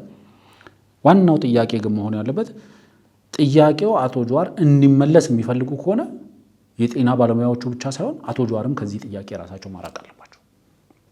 እንደ ማንኛውም ጤና ባለሙያ እንደ ማንኛውም ፖለቲከኛ አዎ ይሄ ጥያቄ ፍትሐዊ ነው፣ መንግስት ሊመልሰው ይገባል ከማለት የዘለለ ሚና ሊኖራቸው አይችልም። እሳቸው ከጤና ባለሙያዎቹ የበለጠም ጫና መፍጠር አይችሉም በዚህ ጉዳይ ላይ። ሌሎች ፖለቲከኞችም በአደባባይ ሀገር ውስጥም ያሉ ከመንግስት ጋር ስልጣን የተጋሩ ሰዎችም መንግስት ላይ ጫና ማድረግ ካስፈለገ ይህንን ሰከንድ ማድረግ ያስፈልጋል። የፊት አውራሪነት ድርሻ ሳይሆን ሰከንድ ማድረግ። የዶክተሮቹ ጥያቄ ተገቢ ነው፣ ሊመለስላቸው ይገባል።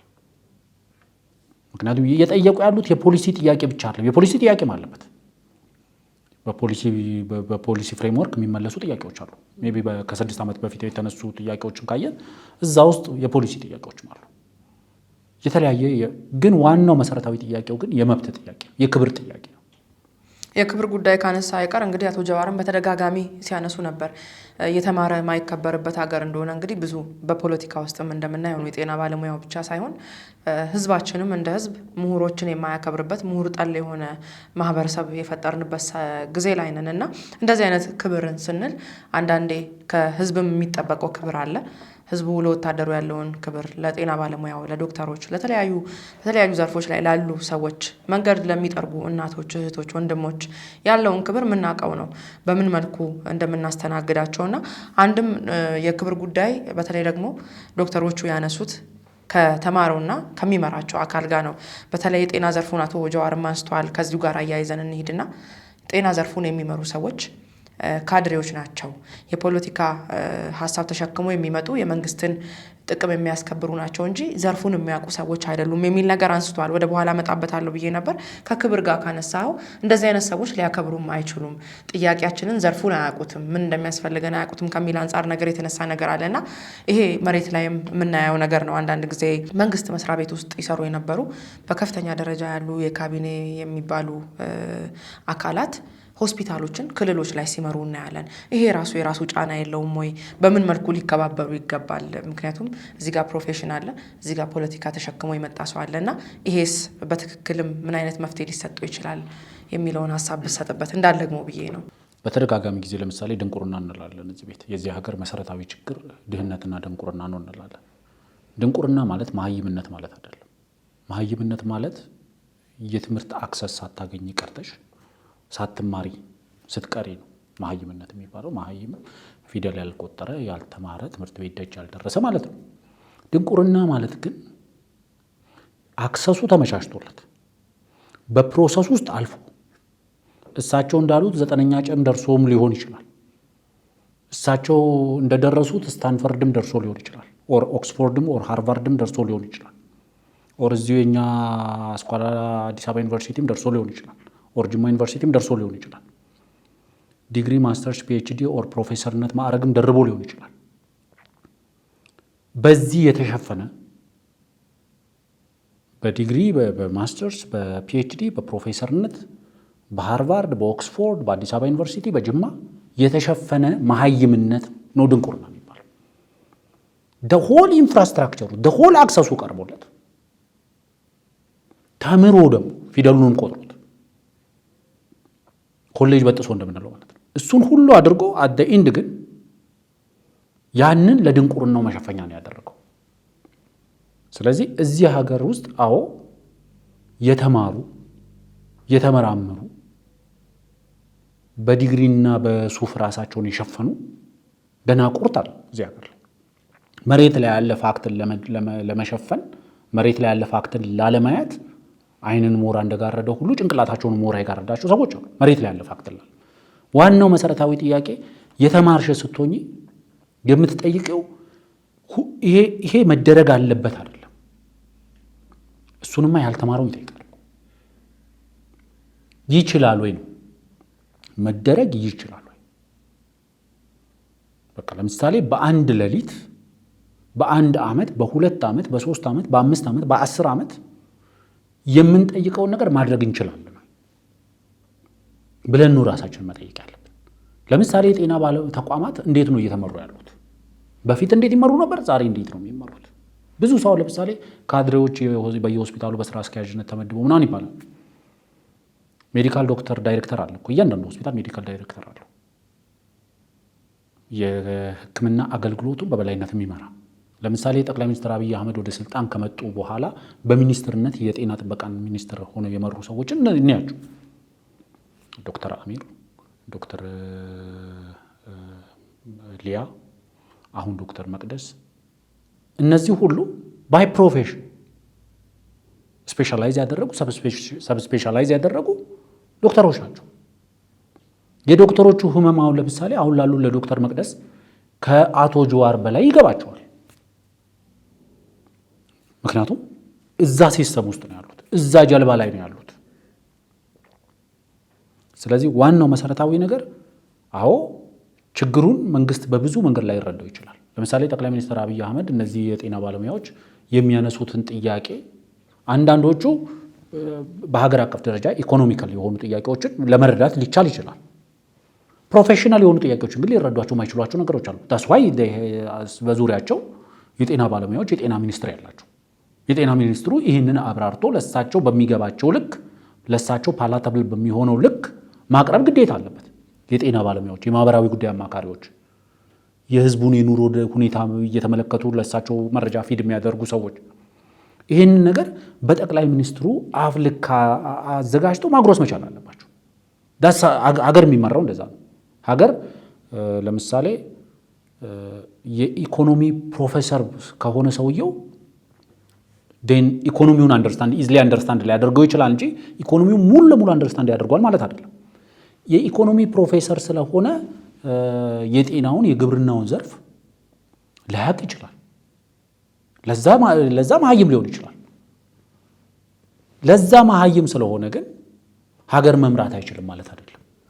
ዋናው ነገር የሚያውቀውን ከሌሎች ጋር እየተነጋገረ የማያውቀውን ከሌሎች እየተረዳ ከሌሎች እየተማረ ከዛ ደግሞ በኮመን ሴንስ አንደርስታንድ ከነሱ የምትሰጥሽን ነገር ደግሞ በኮመን ሴንስም ጨምረሽ ከንባብም ጨምረሽበት ከልምድም ጨምረሽበት ነው ሀገር የሚመራው።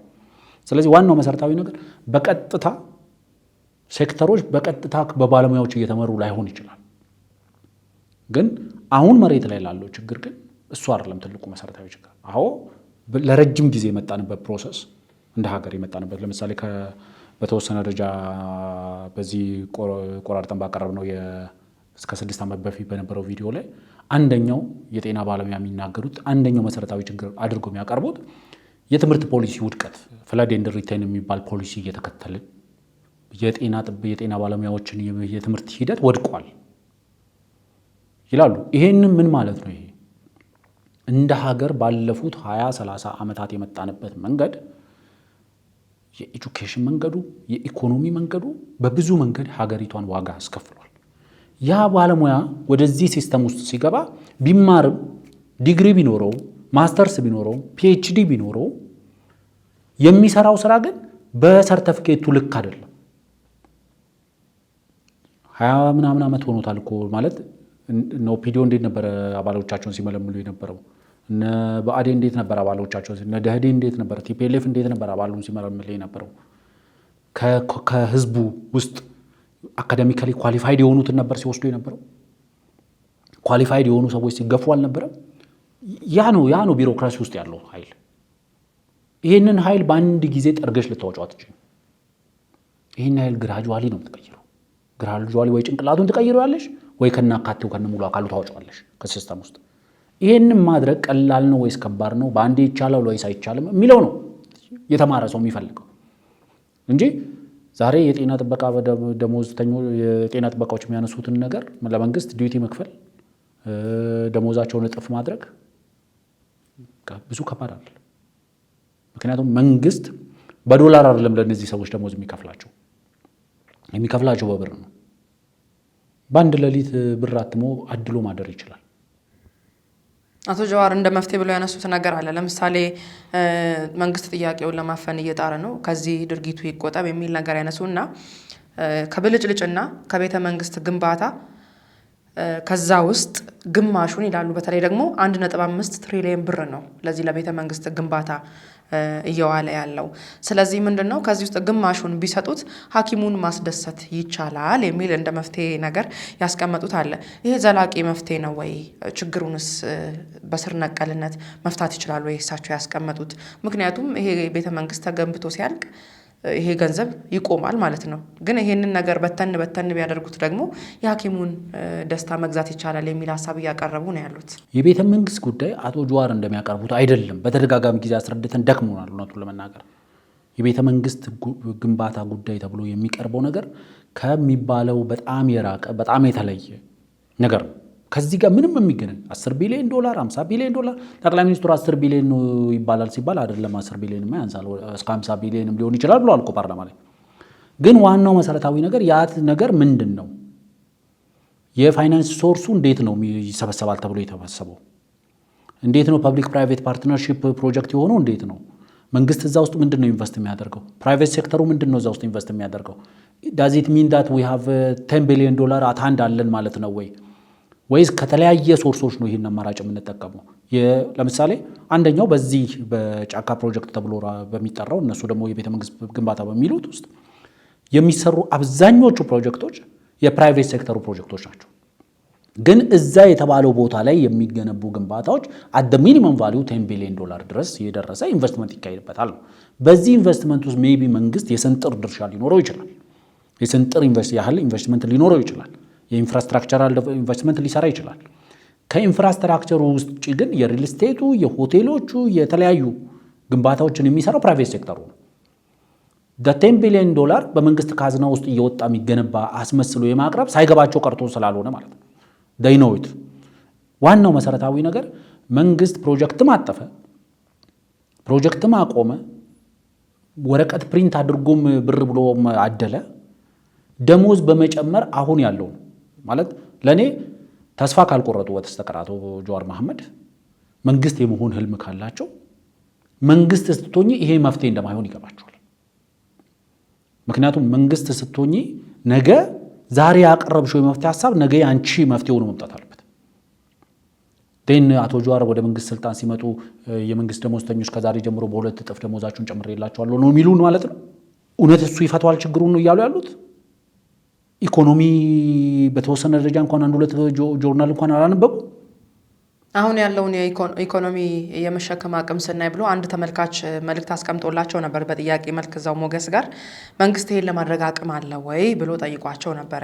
ለዚህ መልስ ሰጡ። አዎ በደንብ አለው አቅም ጦርነትን በማቆም ይላሉ። ለጦርነቱ ወደ 40 ቢሊዮን ዶላር አውጥተናል ይህንን ስናሰላ አሁን ባለው ደግሞ ወደ 100 ቢሊዮን የመሄድ አቅም አለው።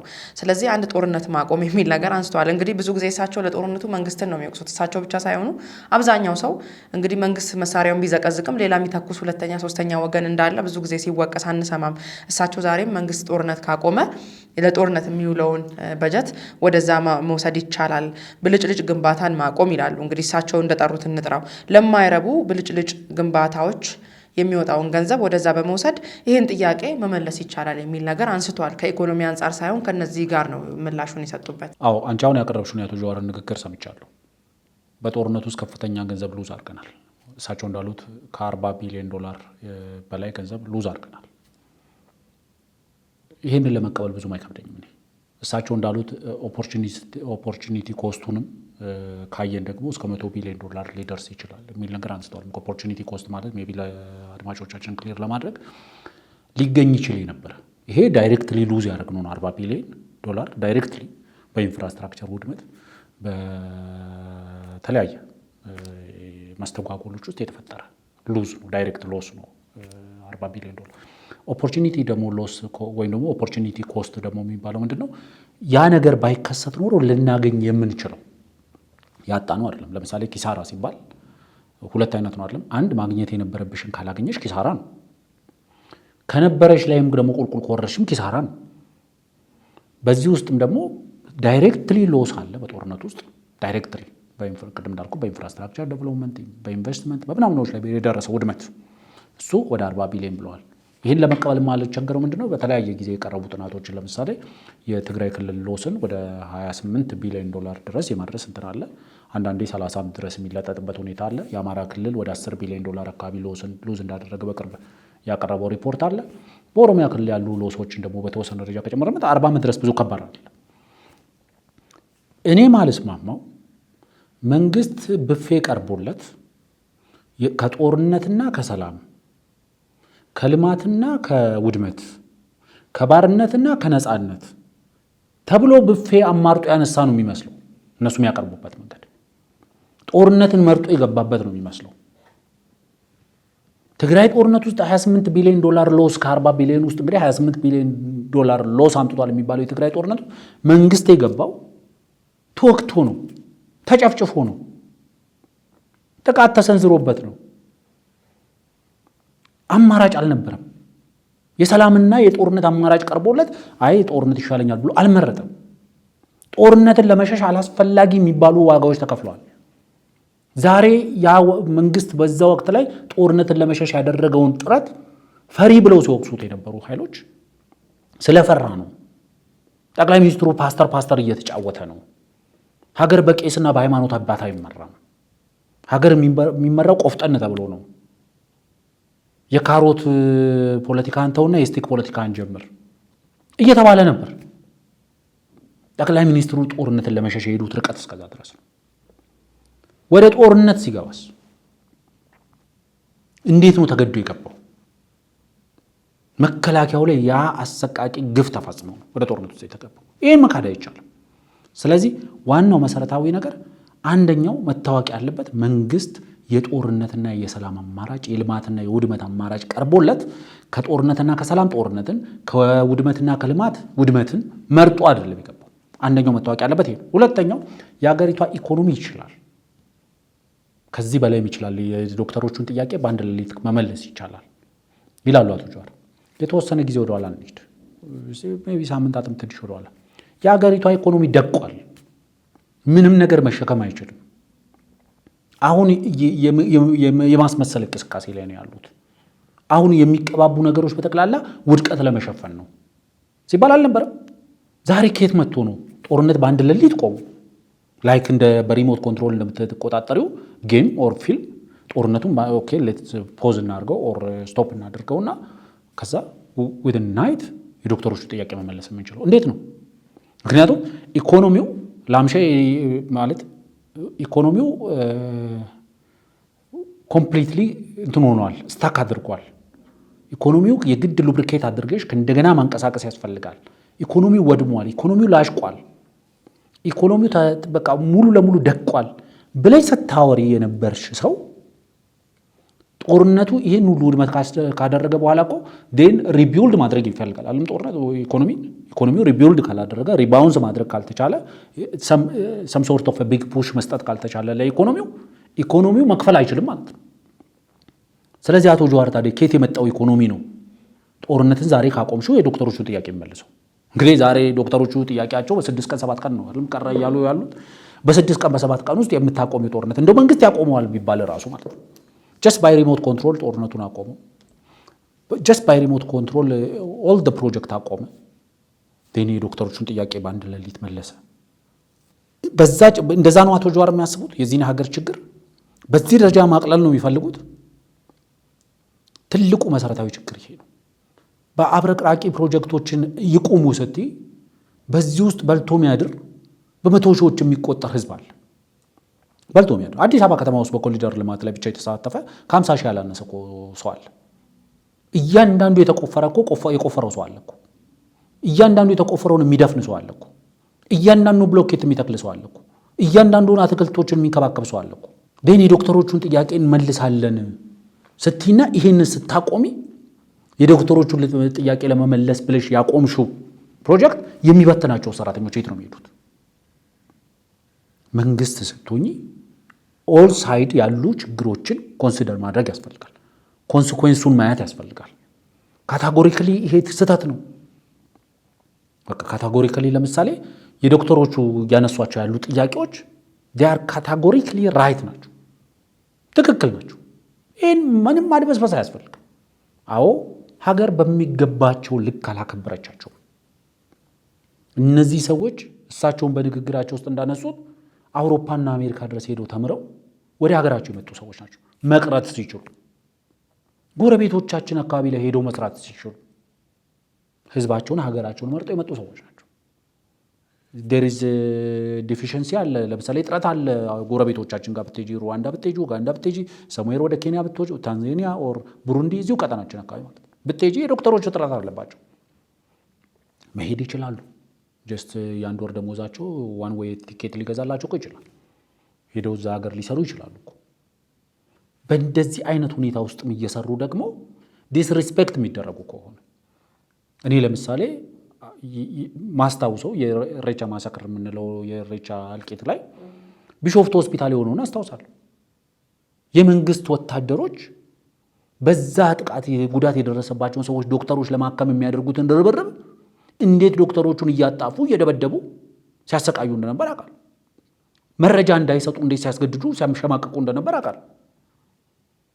በግልጽ የምናውቀው ነገር ስለሆነ በዚህ አይነት አስቸጋሪ ነባራዊ ሁኔታ ውስጥ እየሰሩ ያሉ ዶክተሮች፣ ያለ በቂ ደሞዝ እየሰሩ ያሉ ዶክተሮች ዲስሪስፔክትድ ሲጨመርበት በበኋላ የቆረቆሮ ወረድ ደግሞ በእንቅርት ላይ ጆሮ ደግፍ እንደሚባለው ይሆናል። ይሄ ሀቅ ነው። ይህን መደበቅ አንችልም። በተለይ ደግሞ የመንግስት ደጋፊ ነን እያሉ ሀሳብ የሚሰነዝሩ በየፌስቡኩ የሚጽፉ ሰዎችን ሀሳብ እንዴት ተመለከትክ ሲያጣጥሉ ወደ ሌላ መንገድ ሲጠመዝዙ እናያለን። አንዳንዱ መንግስት ላይ ነጥብ የሚያስቆጥር ደጋፊ መስሎ ደግሞ በውስጥ ሌላ ስራ የሚሰራ ብዙ አለ። ከዚህ በፊትም እዚህ ቤት ብዙ ብለናል። መንግስት ቤት የሁለት ቢላ ሰዎች እንዳሉ ግልጽ ነው። ይሄንን አመጽ የሚፈልጉ አሉ እዛው ቁጭ ብለው። እንደገና ደግሞ ሌላ መልክ እንዲይዝ እሱ እኮ የመንግስት ደጋፊ ነው ከውስጥ እንደዚህ ተሰጥቶት ነው እሳቸውም ሲሉ ነበር። ካድሬው ወይም ደግሞ የዲጂታል ሰራዊቱ እየወጣ የሚጽፈው ቀጥታ ከመንግስት በሚሰጠው ትዕዛዝ ነው የሚል ነገር አለ። እንደዚህ አይነት ነገሮችም እያየን ያለ ነው እና ይሄ ራሱ ችግር አይሆንም? ዋናው ትልቁ ነገር ነጥብ መጣል የሌለበት ነገር መንግስት ጥያቄው ፍትሃዊ ነው ተገቢ ነው ብሎ ማመን አለበት። በቃ ይሄ ስላድበሰበስችው ካድሬው ወጥቶ ስለጮኸ የመንግስት ደጋፊ ነን ባዮች የመንግስት ሰዎች ወጥተው ስለጮኸ አይደለም። በቃ ጥያቄው ቅድም እንዳልኩት በሞራል ሪዝኒንግ ውስጥ በተደጋጋሚ ጊዜ እንደምናነሳው ካታጎሪካሊ ኤንድ ኮንሲኩዌንሻሊስት ቲዮሪ ይባላል። ካታጎሪካሊ በቃ ይሄ ጥያቄ ትክክል ነው፣ ምንም ማንቆለጳጰስ ምንም ማደብዘዝ አይቻልም። ይሄ በቃ ጥያቄው ትክክል ነው። ስትመልሹ ግን ኮንሲኩዌንሱ ምን ሊሆን ይችላል? እኔ ይሄን ባደርግ ምን ሊፈጠር ይችላል? ለምሳሌ አዎ የመንግስት ተቀዳሚ ግዴታው ፔሮሉ ላይ ላሉ እሱን አምነው አገልግሎት ለሰጡ ሰዎች ደሞዝ መክፈል ነው። የመንግስት ተቀዳሚ ግዴታ ነው። የአባይ ግድብም ከዚህ ተቀዳሚ ሊሆን አይችልም። ፕሮጀክቶች ቆሙም ቢሆን ደሞዝ። ምክንያቱም ደሞዝ ማለት ለአንድ ሰው ልጁን ትምህርት ቤት የሚልክበት ነው፣ ቤት የሚከራይበት ነው፣ በልቶ የሚያድርበት ነው፣ ትራንስፖርት ስራ ቦታ የሚመጣበት ነው። ይሄንን ስትከለኪው ልጁን ከትምህርት ቤት ይጎትታል ማለት ነው። ለልጁ ምግብ መግዛት አይችልም ማለት ነው። ስራ ቦታ መምጣት አይችልም ማለት ነው። ትራንስፖርት የሚከፍለው ስለሌለ፣ የሚበላው ስለሌለ አይመጣም፣ ቢታመም አይታከምም፣ ቢታረዝ አይለብስም ማለት ነው። ለዛ ነው ኦልሬዲ መንግስት ፔሮሉ ላይ ላሉ ሰራተኞች የመጀመሪያ ተግባሩ ደሞዝ መክፈል ነው። በኢህአዴግ ጊዜ ለምሳሌ ስንለው የነበረ አንድ ነገር አለ። ጤነኛ ኢኮኖሚ ምልክቱ አንደኛው መንግስት አንዳንዴ ደሞዝ መክፈል የማይችልባቸው ነባራዊ ሁኔታዎች ይፈጠራሉ፣ ያደጉ ሀገራትም ጭምር። ለምሳሌ እዚህ ሳውዝ አፍሪካ ከኛ የተሻለ ኢኮኖሚ አላት አይደል? ብዙ ጊዜ መንግስታቸው ደሞዝ መክፈል የማይችልበት ነባራዊ ሁኔታ ተፈጥሮ ያውቃል። ደካማ መንግስት ያለበት ሀገር ላይ ደግሞ ደሞዝ መክፈል አያቅተውም መንግስት። ለምን መሰለሽ? ሪስፖንሲብል የሆነ መንግስት ካለ ኢኮኖሚው ደሞዝ እንዲከፍል ነው የሚፈልገው። ዴን ኢኮኖሚው በሚችለው ልክ ለማሰራት ይሞክርና አት ዘ ኤንድ ኦፍ ዘ መንዝ ደሞዝ ሲባል በቂ ገንዘብ ካዝናው እስከሌለ የግድ ይቸገራል። የተወሰነ የደሞዝ መዘግየቶችን ያስከትላል። እዚህ አካባቢ ደግሞ ያሉ ደካሞች ደግሞ ምን ያደርጋሉ? ደሞዝ ሲደርስ ገንዘብ ፕሪንት ያዛሉ። ግን የደሞዝ ችግር የለባቸው። ዳስ ኦልሬዲ አብዛኞቹ የአፍሪካ ሀገራት በከፍተኛ የኑሮ ውድነት ውስጥ በፌስታል ገንዘባቸውን ይዘው እየሄዱ የተወሰነች ሸቀጥ ይዘው የሚመጡ 1 ኪሎ የሆነች ነገር ለመግዛት በፌስታል ገንዘባቸውን ተሸክመው የሚሄዱት በእንደዚህ አይነት ሲስተም ውስጥ ነው ይሄ የተፈጠረው። ስለዚህ ዋናው መሰረታዊ ነገር መንግስት ችግሩን ለመፍታት ሲሄድ ብዙ አንግሎችን ማየት አለበት። እንዴት ነው የችግር መፈታት ያለበት? አንዳንድ ችግሮች በጋራ መፈታት ያለባቸው ነገሮች አሉ። አንዳንድ ችግሮች በጊዜ ውስጥ መፈታት ያለባቸው ችግሮች፣ አንዳንድ ችግሮች ደግሞ የክብር ጥያቄን፣ የጥቅማጥቅም ጥያቄን መሰረት አድርገው የሚመጡ ችግሮች ደግሞ በግልጽ በአንድ ሌሊት መፈታት አለባቸው። ፕሮጀክትም መቆም ካለበት እዛ ጋር መቆም ያለባቸው ፕሮጀክቶችም ካሉ መቆም አለባቸው። ምክንያቱም ፕሮጀክቱ ቆሞ ፕሮጀክቱ ላይ የምታወጩ ወጪ ይሄን ደሞዝ መክፈል አለበት። የፕሮጀክቱ ሰራተኞች አይበተኑም ሲቆም፣ የፕሮጀክቱ ሰራተኞችም ደሞዛቸውን ያገኛሉ። ፕሮጀክቱ ግን ኮንሱም የሚያደርገውን ወጪ እዚህ ላይ ምክንያት ተቀዳሚ ግዴታች ስለሆነ ማለት ነው። ስለዚህ መንግስት አንዳንዴ ደሞዝን በወቅቱ መክፈል ላይ ትኩረት ማድረግ አለበት። ምክንያቱም አንዳንድ የጤና ባለሙያዎች አሉ። ለምሳሌ እዚህ ያለው ስለ ዲዩቲ ይጠይቃል፣ እዚህ ያለው ስለ አበል ይጠይቃል፣ እዚህ ያለው ስለ ተለያዩ ጥቅማጥቅም ይጠይቃል። ደሞዝ ያላገኙ ደግሞ የጤና ባለሙያዎች አሉ። እነሱ ናቸው በጠቅላይ ሚኒስትሩ ጋር በነበራቸው ስብሰባ አንድ ጥሩ ተረት ተረተዋል። እናቱ ገበያ ሄደችበትም እናቱ የሞተችበትም እኩል ያለቅሳል። ኋይል እኛ የምናለቅሰው ለደሞዝ ነው፣ እናንተ የምታለቅሱ ለጥቅማጥቅም ነው የሚል ነገር። ስለዚህ መንግስት እያንዳንዱ ነገር ካታጎራይዝ አድርጎ ይሄንን ስትራቲፋይድ በሆነ መንገድ ይሄንን ዛሬ፣ ይሄንን በሂደት፣ ይሄንን ደግሞ ጊዜ ስጡኝና በሂደት ከሁሉም ሙያ ማህበራት ጋር እንወያይበታለን። ተወያይተን ለሁሉም ማስተካከያ እናደርጋለን። ለዛ ነው በተደጋጋሚ የደሞዝ ጥያቄ ሲነሳ በደሞዝ ጥያቄ የሚመለስ የኑሮ ውድነት ችግር የለም፣ የዋጋ ግሽበት ችግር የለም በደሞዝ ጭማሪ የሚመለስ። ምክንያቱም የኛ ኢኮኖሚ የኛ ገበያ በዛ አይደለም ፈንክሽን የሚያደርገው። ምክንያቱም ብዙ ሰዎች ቅድም ስለ ገንዘብ ማተም ስላነሳው በዚሁ አንድ ላይ እንትን አድርጌ ልሂድ። ለአንድ ሌሊት ዛሬ ምሽት አካባቢ ላይ መንግስት ለሁሉም ኢትዮጵያዊ 1 ሚሊዮን ብር ቢሰጥ ፎር ዋን ናይት ኤቭሪዋን ደስተኛ ሆኖ ሚሊዮነር ሆኖ ያድራል። ን ኔክስት ሞርኒንግ እነዛ ሚሊዮን ብሮች የት ሄዳሉ? ገበያ ሄዳሉ አለ። ገበያውን ምንድን ነው የሚሆን? ያኔ ብዙ ብሮች ጥቂት ሸቀጦችን ማባረር ይጀምራሉ። ብዙ ብሮች ጥቂት መኖሪያ ቤቶችን ማባረር ይጀምራሉ። ብዙ ብሮች ጥቂት መኪኖችን ማባረር ይጀምራሉ። ብዙ ብሮች ጥቂት ሸቀጦችን ማባረር ይፈልጋል። ተጨማሪ ገንዘብ ወደ ኢኮኖሚ ውስጥ ኢንጀክት ከማድረግሽ በፊት ለምሳሌ there is a difference in the economy። ያው ለምሳሌ ለአንቺ ዳይሬክትሊ ገንዘብ መስጠትና የሆነ any kind of ኢኮኖሚክ ዳይሬክት የሆነ ኢኮኖሚክ ኢምፓክት የሌለው ፕሮጀክት ላይ ያንን ገንዘብ ማፍሰስ ልዩነት አለው። ለአንቺ 1000 ብር መስጠትና 1000 ብር ሲሚንቶ ገዝቶ የሆነ ቦታ ጋር ያንን ሲሚንቶ ኢኮኖሚካል ሬሌቫንስ የሌለው ነገርም ላይ ባወጣው ልዩነት አለው። ያንቺን ገንዘብ ስሰጥሽ አንቺ ያንን ገንዘብ ይዘሽው የምትሄጂው ገበያ አለ። ያ ገበያ ውስጥ መንግስት የሚጠበቅበት ያንን አንቺ ወደ ኢኮኖሚ ኢንጀክት ያደረግሽውን ብር አብዞርቭ የሚያደርግ ሸቀጥ አለ ወይ ኢኮኖሚ ውስጥ አብዞርቭ ማድረግ የሚችል። ምክንያቱም ያ ገንዘብ ኦልሬዲ ብዙ ገንዘቦች ጥቂት ሸቀጥን አባረሩ የሚባለው ምንድነው? በዜን ገዢዎች መካከል በምን ኮምፒት መደረግ ይጀምራል? በዋጋ ነጋዴው ይሄ ብር አንድ ይሄ ብቻ ካለ ዴን አንቺ 100 ብር ስትይ ነጋዴው አይ 300 ብር ዴን ለ300 ብር ይዤ ስመጣ አንቺ 500 ብር በዋጋ ኮምፒት ማድረግ እንጀምራለን። ምክንያቱም ያለው አንድ ሸቀጥ ነው፣ ይህን መውሰድ ስላለብን። ዋናው መሰረታዊ ነገር ገበያውን ኮንትሮል ማድረግ ይፈልጋል። ነጋዴውን ኮንትሮል ማድረግ ይፈልጋል። እሱ ነገር ላይ ብዙ ጊዜ አንተ ሀሳብ ትሰጣለህ። ይቅርታ የገበያ ሰንሰለታችን ጤናማ ለመሆኑ ገበያውን የኑሮ ውድነቱን ከፍ አድርጓል እንላለን። ሁሌም ምሳሌ ዘይት ነው የምናነሳ፣ እኔም ጭምር እዚህ ቤት ዘይት አነሳለሁ። የዘይት ዋጋ ላይ ባለፈው አንተም ሀሳብ ሰጥተህ ነበር። የአዲስ አበባ ንግድና ቢሮ ጽሕፈት ቤት እያጣራሁ ነው ዘይት ለምን እንደተወደደ ሲል ነበረ አንድ ወቅት ላይ። ዘይት ግን አሁንም ወደ 2000 ብር የመጠጋት እድል አለ። ሁል ጊዜ እያጣራን ነው እየመረመርን ነው የሚል ነገር ከመንግስት እንሰማለን፣ ግን መፍትሄ ሲሰጠው አናይም። በተለይ ደግሞ አሁን ከዚሁ ከሐኪሞች ጉዳይ ጋር ስታነሳ በጊዜ መፍትሄ ማግኘት አለባቸው ነገሮች ብለሃል። አዲሲቷ የኢትዮጵያ ክልል ሆና በደቡብ ክልል ላይ የተዋቀሩ ክልሎች፣ ዞኖች፣ ወረዳዎች ደሞዝ መክፈል ባለመቻላቸው መምህራን፣ የጤና ባለሙያዎች ሲቸገሩ ረጅም ጊዜ ተቃውሞ ሲያቀርቡ ነበር። አንዳንዶቹ እስርና እንግልት የደረሰባቸውም እንዳሉ ወጥተው ሲናገሩ ነበር። እንደዚህ አይነት ነገሮች መፍትሄ ከስር ቢያገኙ ኖሮ ዛሬ እዚህ ጋር ይመጣሉ ወይ? በትክክልም መፍትሄ እንጠብቅ ወይ? አሁን መንግስት ማለት እንደ ሀገር ሊሆን ይችላል፣ ይሄኛው ከጫፍ እስከ ጫፍ እንቅስቃሴ ተደርጎ ሊሆን ይችላል።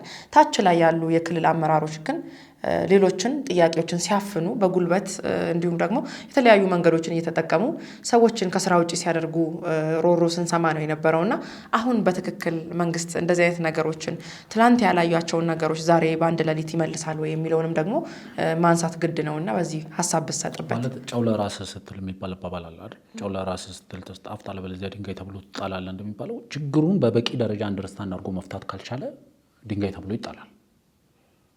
ዋናው መሰረታዊው ነገር አዎ እነዚህ ትናንሽ ክልሎች በቅርብ የተመሰረቱ ክልሎች የመክፈል አቅም ችግር ገጥሟቸዋል። በበቂ ሁኔታ ደሞዝ እየከፈሉ አይደለም።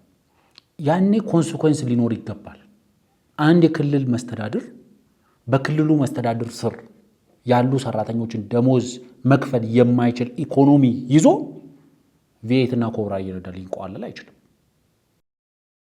ግን ደግሞ ለምሳሌ አፈወርቅ በቅርቡም ወደ ደቡብ አካባቢ እዚሁ ሐዋሳ አካባቢ ይመስለኛልና የተገነቡ ፕሮጀክቶች ተብሎ የሚመረቁ ነገሮችን እያየን ነው። የሚጠራው ገንዘብና በአይን የምናያቸው ፕሮጀክቶች ሽንት ቤት ለመመረቅ በሚሊየን የሚቆጠር የሆነች የኩሬ ወንዝ ወይ ደግሞ ከጉድጓድ የምትወጣ ውሃ ለመመረቅ በ50 ሚሊዮን 60 ሚሊዮን በሚሊየን የሚቆጠሩ ገንዘቦች በድፍረት ሲጠሩ እናያለን። ይሄ ገንዘብ ካለ ሌላውን ችግር መፍታት እንዴት አቃተው? ፕሮጀክቱን ቁጥር መቆለሉና ፕሮጀክቱ አለመገጣጠሙ ሌላ ነገር ሆኖ እሱን ሌላ ጊዜ በሰፊው እናየዋለን። የገንዘብ እጥረት ነው ብለን ነው የምታስበው? ነው አይደለም። እሱ ነው ኦልሬዲ ኮንሲኩዌንስ ካለው በስርሽ ላለው ሰራተኛ የክልሉ ሰራተኛ ደሞዝ መክፈል የሚችል ኢኮኖሚ መፍጠር ካልቻለ የክልሉ መስተዳደር ዴን መኪናውን ትነጥቀዋለሽ። ምክንያቱም እሱ ቪኤት እየነዳ እሱ በአጃቢ እየተንቀሳቀሰ የሲቪል ሰርቫንቱ እየተራበ መቀጠል አይችልም። ኮንሲኩዌንስ ሲኖረው ሐውልት ለማቆም 50-60 ሚሊዮን ብር አወጣው።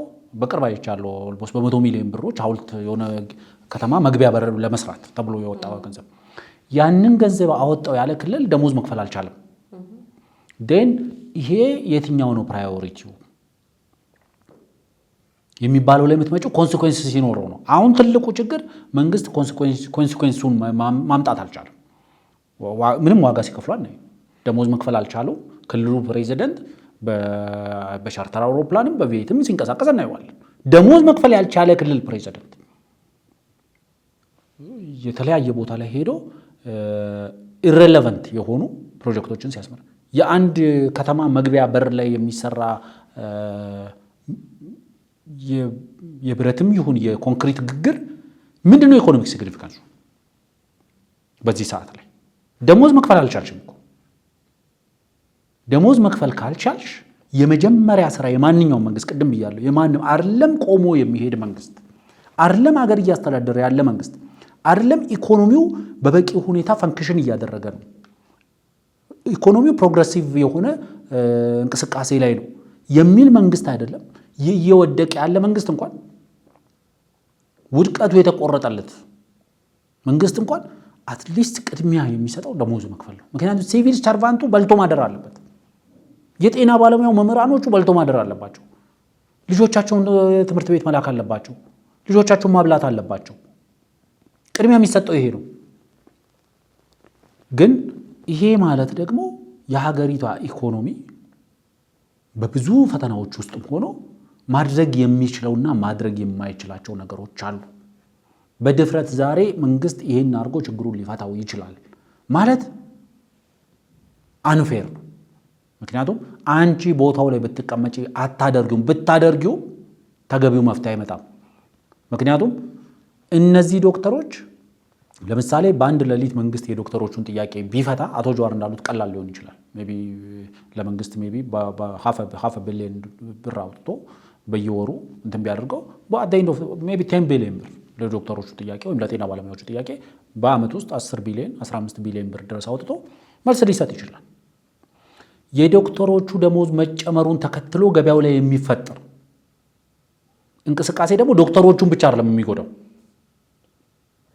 ወደ መምህራኑ፣ ወደ ጸጥታ ተቋማት ውስጥ ወደሚሰሩ ሰዎች፣ ወደ ኮንስትራክሽን ላይ ወዳሉት፣ ወደ ስራ አጡም ወደ ስራ ወዳለው ነው የሚያመራው።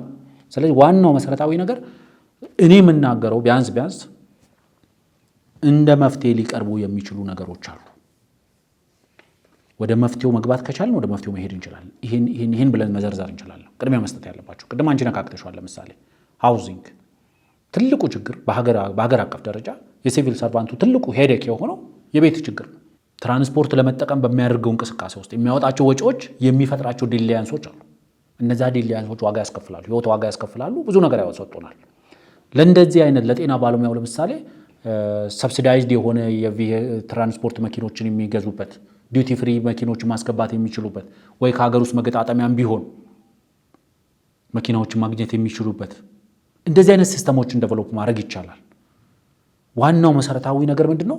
ቢያንስ ጥቅማቸውን ቢያንስ ዲዩቲ የሰሩበትን በጣም ያዘንኩበት ለምሳሌ በሕክምና ውስጥ የሚፈጠሩ አደጋዎች አሉ። ሰው የሕክምና ሰዓት የሚፈጠር አደጋ ሲባል አሁን ለምሳሌ በአንቺ ጭንቅላት የሚመጣው ነው። እስቲ ንገረኝ። የሕክምና ስህተት ሊኖር ይችላል። ብዙ ነው ማስበው። ማቴሪያል እጥረቶች ላይ ያጋጥሙት ይችላሉ። ብዙዎቹ የሚያስቡት አንቺ አንድ ጨመርሽበት ላይ የሕክምና ማቴሪያል እጥረት፣ የሕክምና ስህተት ሰርቶ ታካሚው ጉዳት ሊደርስበት ይችላል። ዶክተሩስ ጉዳት ሊደርስበት እኮ ይችላል። በሕክምና ሰዓት ላይ ራሱን ሊወጋ ይችላል፣ ራሱን ሊቆርጥ ይችላል። እና በቅርብ አንድ ወዳጄ የነገረችኝ ታሪክ አለና የኤችአይቪ በሽተኛ ነው ታካሚውና ለሱ የኢንሱሊን መርፌ ለመውጋት እያደረገች ባለው ጥረት እሱን የወጋችበት መርፌ በስተት እሷን ወጋት። ብዙ እንትኖች አሉ ማለት ቶሎ እንቅስቃሴ ወስደሽ ሕክምና ወስደሽ ራስሽን ልትከላከይ የምትችልበት ሁኔታ አለ። ያቺ ልጅ ያ አደጋ ሲደርስባት ለዛ አደጋ የሚከፈላትን ገንዘብ ስትነግረኝ ላይ ያሉትን አይደለም እኔ ማኪያቶ የምጠጣበት ገንዘብ ነው። በሕክምና ሰዓት ለምሳሌ ይሄ ሄፓታይተስ ታማሚ የሆነ ሰው በማከም ውስጥ ዶክተሮቹ ላይ የሚደርስባቸው አደጋ ይኖራል። ስለዚህ የበሽታ ተጋላጭነት አለ። በመርፌ ራሳቸውን ቢወጉ የሚተላለፍ በሽታ አለ። እንደዚህ አይነት አደጋ ሲከሰት ለዶክተሮቹ የሚከፈለውን ክፍያ ስትነግረኝ ኢንሳልቲንግ ነው እውነቱን ለመናገር። ማለት ለበሽታ ሄፓታይተስ ቢይዛቸው የመሞት እድል አላቸው። በኤችአይቪ ሊያዙ ይችላሉ። ሌላ ኮሚኒካብል የሆኑ በሽታዎች ሊይዛቸው ይችላል። ተጋላጭነታቸው ቱ ዳት ኤክስቴንት ነው። በቂ የሆነ ፕሮቴክቲቭ የሆነ ማቴሪያል በሌለበት ነባራዊ ሁኔታ ውስጥ እየሰሩ ተጋላጭነታቸው ከፍተኛ በሆነበት ሰዓት ላይ ተጋላጭነታቸው ከፍተኛ ሆኖ እያለ ለተጋላጭነታቸው የሚከፈል ክፍያ ኢንሰልቲንግ ነው። እነዚህ ነገሮችን ማስተካከል ያስፈልጋል። እነዚህን ሁሉ ሪስኮች ወስዶ ስለሚሰራ ቢያንስ የተወሰነ ሶሻል ሴኩሪቲ መስጠት ያስፈልጋል። they are asking እየጠየቁ ያሉት ነፃ የሕክምና አገልግሎት ስጡ። ከዛሬ 6 ዓመት በፊት ጤና ጥበቃ ሚኒስቴር ይህን ጥያቄ መልሶ ይሁን አይሁን አላውቅም። በቅርብ ግን ለምሳሌ ወዳጆች አሉ በሕክምና ውስጥ የሚሰሩ ዶክተሮች፣ ነርሶች፣ የፋርማሲ ባለሙያዎች በሕክምና ሳለ ለሚደርስ አደጋ በተመጣጣኝ የሆነ ክፍያ መክፈል አለበት። ህይወታቸውን ሊያበላሽ ይችላል። ህይወታቸውን ሊያጡ ይችላሉ። ተገቢውን ዋስትና መስጠት አለበት መንግስት። ይሄንን ከግምት ማስገባት ያስፈልጋል። እንደ ሀገር ደግሞ በደሞዝ መልክ ደግሞ የመምህራን ጥያቄ አለ። የተለያየ መንገድ አለ። መፍትሄ ሊሆን የሚችለው ለኔ ጠቅላይ ሚኒስትሩ የሚኒስትሮች ምክር ቤት አላቸው አይደል? ካቢኔያቸውን ይሰበስባሉ አይደል? አትሊስት የሙያ ማህበራት ምክር ቤት መቋቋም አለበት። ጠቅላይ ሚኒስትሩ ዋንስ ኢን ማንዝ ኦር ዋንስ ኢን 3 ማንዝ እያገኙ ከሚኒስትሮቻቸው የጤና ጥበቃ ሚኒስትር ከሚነግራቸው የጤና ባለሙያዎች ማህበር አለ ከሱ ዳይሬክት ኢንፎርሜሽን ያገኛሉ። የመምህራን ትምህርት ሚኒስትሩ ከሚነግሯቸው የመምህራን ማህበሩ በወርም በ2 ወርም በ3 ወርም አንዴ የሙያ ማህበራትን ሰብስቦ ቢያነጋግሩ የሀገሪቷን የሙያ ማህበራትን እያነጋገሩ ዳይሬክት ኢንፎርሜሽን ይኖራቸዋል። ፕራይመሪ ኢንፎርሜሽን እንኳን ባይኖራቸው ሚኒስትሮቹ በ4th or 5th ደረጃ ያለው ኢንፎርሜሽን ይዘውላቸው ከሚመጡ እሳቸው ሜቢ ሰከንደሪ ኢንፎርሜሽን ሊያገኙ ይችላሉ። ግን አንዳንዴ ስታየው የጤና ማህበር የጤና ባለሙያዎች ማህበር አለ፣ የመምህራን ማህበር አለ፣ ሁሉም የራሱ ማህበር አለው። ማህበሮቹ ስራ ሲሰሩ አናይም። ማህበር ማቋቋሙ ብቻ እነዚህን ሰዎች መጥቶ የጤናውን ባለሙያ ችግር ቢናገሩ ለሳቸው መፍትሄ ይሆናል ወይ ነው? አሁን እኮ እሳቸው ብዙ ተቋማትን አቋቁመዋል። ግን ታች ላይ ስታየው የተቋቋሙት ድርጅቶች ራሱ ሁሉም ራሱ ለእነዚህ ማህበራትም ስራ መስጠት ነው። እነዚህ ማህበራት ጠቅላይ ሚኒስትሩ በ3 ወር አንድ ጊዜ የሙያ ማህበራትን ሰብስበው ያናግራሉ። ከዛ ያገኙትን ግብአት ይዘው ወደ ሚኒስትሮች ምክር ቤት ይወስዱታል። ሚኒስትሮች ምክር ቤት ያኔ ከመምህራን ማህበር የያዙትን ኢንፎርሜሽን ይዘው ነው ፕሮፌሰር ብርሃኑ ነጋን የትምህርት ሚኒስትሩን የሚያገኙት። ከሕክምና ባለሙያዎች ማህበር ያገኙትን መረጃ ይዘው ነው ዶክተር መቅደስን የሚያናግሩት። ዴን ቢያንስ ሰከንደሪ ኦር ፕራይመሪ የሆነ ዴታ ይዘው ነው የሚመጡት። ስለዚህ ያኔ ሚኒስትሮቹም ያኔ የሙያ ማህበራቱ ስራ ይሰራሉ። አሁን የሙያ ማህበራቱ ምንድነው የሚሰሩት? ምንድነው እየሰሩ ያሉት በዚህ ሰዓት? ዴር አር ሎት። አሁን ለምሳሌ በሕክምናው ዘርፍ ላይ ብቻ የፋርማሲስቶች ማህበር አለ፣ የሚድዋይፍስ ማህበር አለ፣ የነርሶች ማህበር አለ፣ የሰርጅኖች ማህበር አለ፣ የሐኪሞች ማህበር አለ። ከዛ ደግሞ በክልል ደግሞ የኦሮሚያ ሐኪሞች ማህበር አለ፣ የአማራ ሐኪሞች ማህበር አለ። እንደዛ ነው ያለው። ይሄ ሁሉ ማህበር ምንድነው የሚሰራው? አክቲቭሊ ኢንጌጅ እንዲደረግ ከተፈለገ ማህበሩን የሆነ ቦታ ላይ ኢንጌጅ አድርገው በፖሊሲ ሜካፕ ውስጥ አሳትፊው፣ በፖሊሲ ዴቨሎፕመንት ውስጥ አሳትፊው፣ ሐሳብ ያዋጣ፣ ችግሮቹን ይናገር። የዛሬ 2-3 ወር በኋላ ስታገኙ ዛሬ ነገርሽን ችግር አንቺን ፈተሽ ትመጫለሽ፣ እሱም አዲስ ችግር ይዞልሽ ይመጣል። ያኔ ሁሉም እየተጠባበቀ ይሰራል። አሁን ትልቁ መሰረታዊ ችግር የትኛውን ችግር አሁን እንፍታ፣ ፕራዮሪታይዝ አድርግቶ አስቀምጦ ይሄንን ዛሬ መፍታት እንችላለን።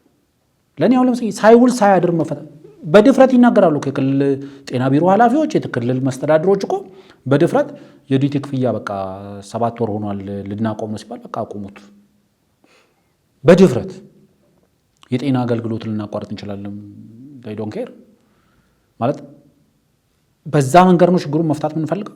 ተቋማትን የሚመሩ አመራሮች በራሱ ቅንነት የሚጎላቸው አመራሮች አሉ። ሁሉም ባይሆኑ በተወሰነ ደረጃ ሰራተኛን እያማረሩ ሰራተኛን እያስለቀሱ ስልጣናቸውን አመቻችተው የሚቀመጡ ሰዎች አሉ። እንደዚህ አይነት ሰዎች ናቸው አሁን በየተቋሙ ደንቀራ ሆነው ብዙ ሰዎችን ለምሬት እየዳረጉ። አሁን ትልቁ ችግር ሎ ኤንድ ኦርደር እዚህ ሀገር ላይ ከመጣ እንደ ልብ የሚዘርፉ፣ እንደ ልብ የመንግስት ካዝናን የሚያራቁቱ፣ እንደ ልብ ህዝብን እያማረሩ ህዝብን መቀነትና ኪስ እየገለበጡ የሚወስዱ ሰዎች ኤግዚስት ማድረግ አይችሉም።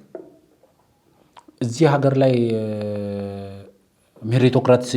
ሜሪቶክራቲክ የሆነ አፕሮች እንከተል ከተባለ ህልውና የአደጋ ውስጥ ይወድቃል ብሎ የሚያስብ ብዙ አለ። አካዳሚካሊ ኳሊፋይድ ያልሆነ፣ ፖለቲካሊ ኳሊፋይድ ያልሆነ፣ ቢሮ ውስጥ ግን ኩርሲና ወንበር ይዞ የተቀመጠ ይሄ ህዝቡን እያማረረ ነው የሚቀጥለው። ምክንያቱም ሎ ኤንድ ኦርደር ኢንትሮዲውስ ከተደረገ፣ ሜሪቶክራቲክ የሆነ ሲስተም እዚህ ሀገር ውስጥ ኢንትሮዲውስ ከተደረገ የህልውናው ስጋት ይሆንበታል። ስለዚህ አሁን ትልቁ ችግር በመንግስት ቤት ውስጥ አለ። በተደጋጋሚ እዚህ ቤትም ብየዋለሁ። በበረሃና በጫካ ካለው ታጣቂ በላይ የመንግስት የህልውና ስጋት በመንግስት ቢሮክራሲ ውስጥ የመሸገ የፊደል ሽፍታ አለ። ሸፍቶ በቃ በተቻለው መጠን ሎ ኤንድ ኦርደር እዚህ ሀገር ላይ እንዳይመጣ የሚጥራል።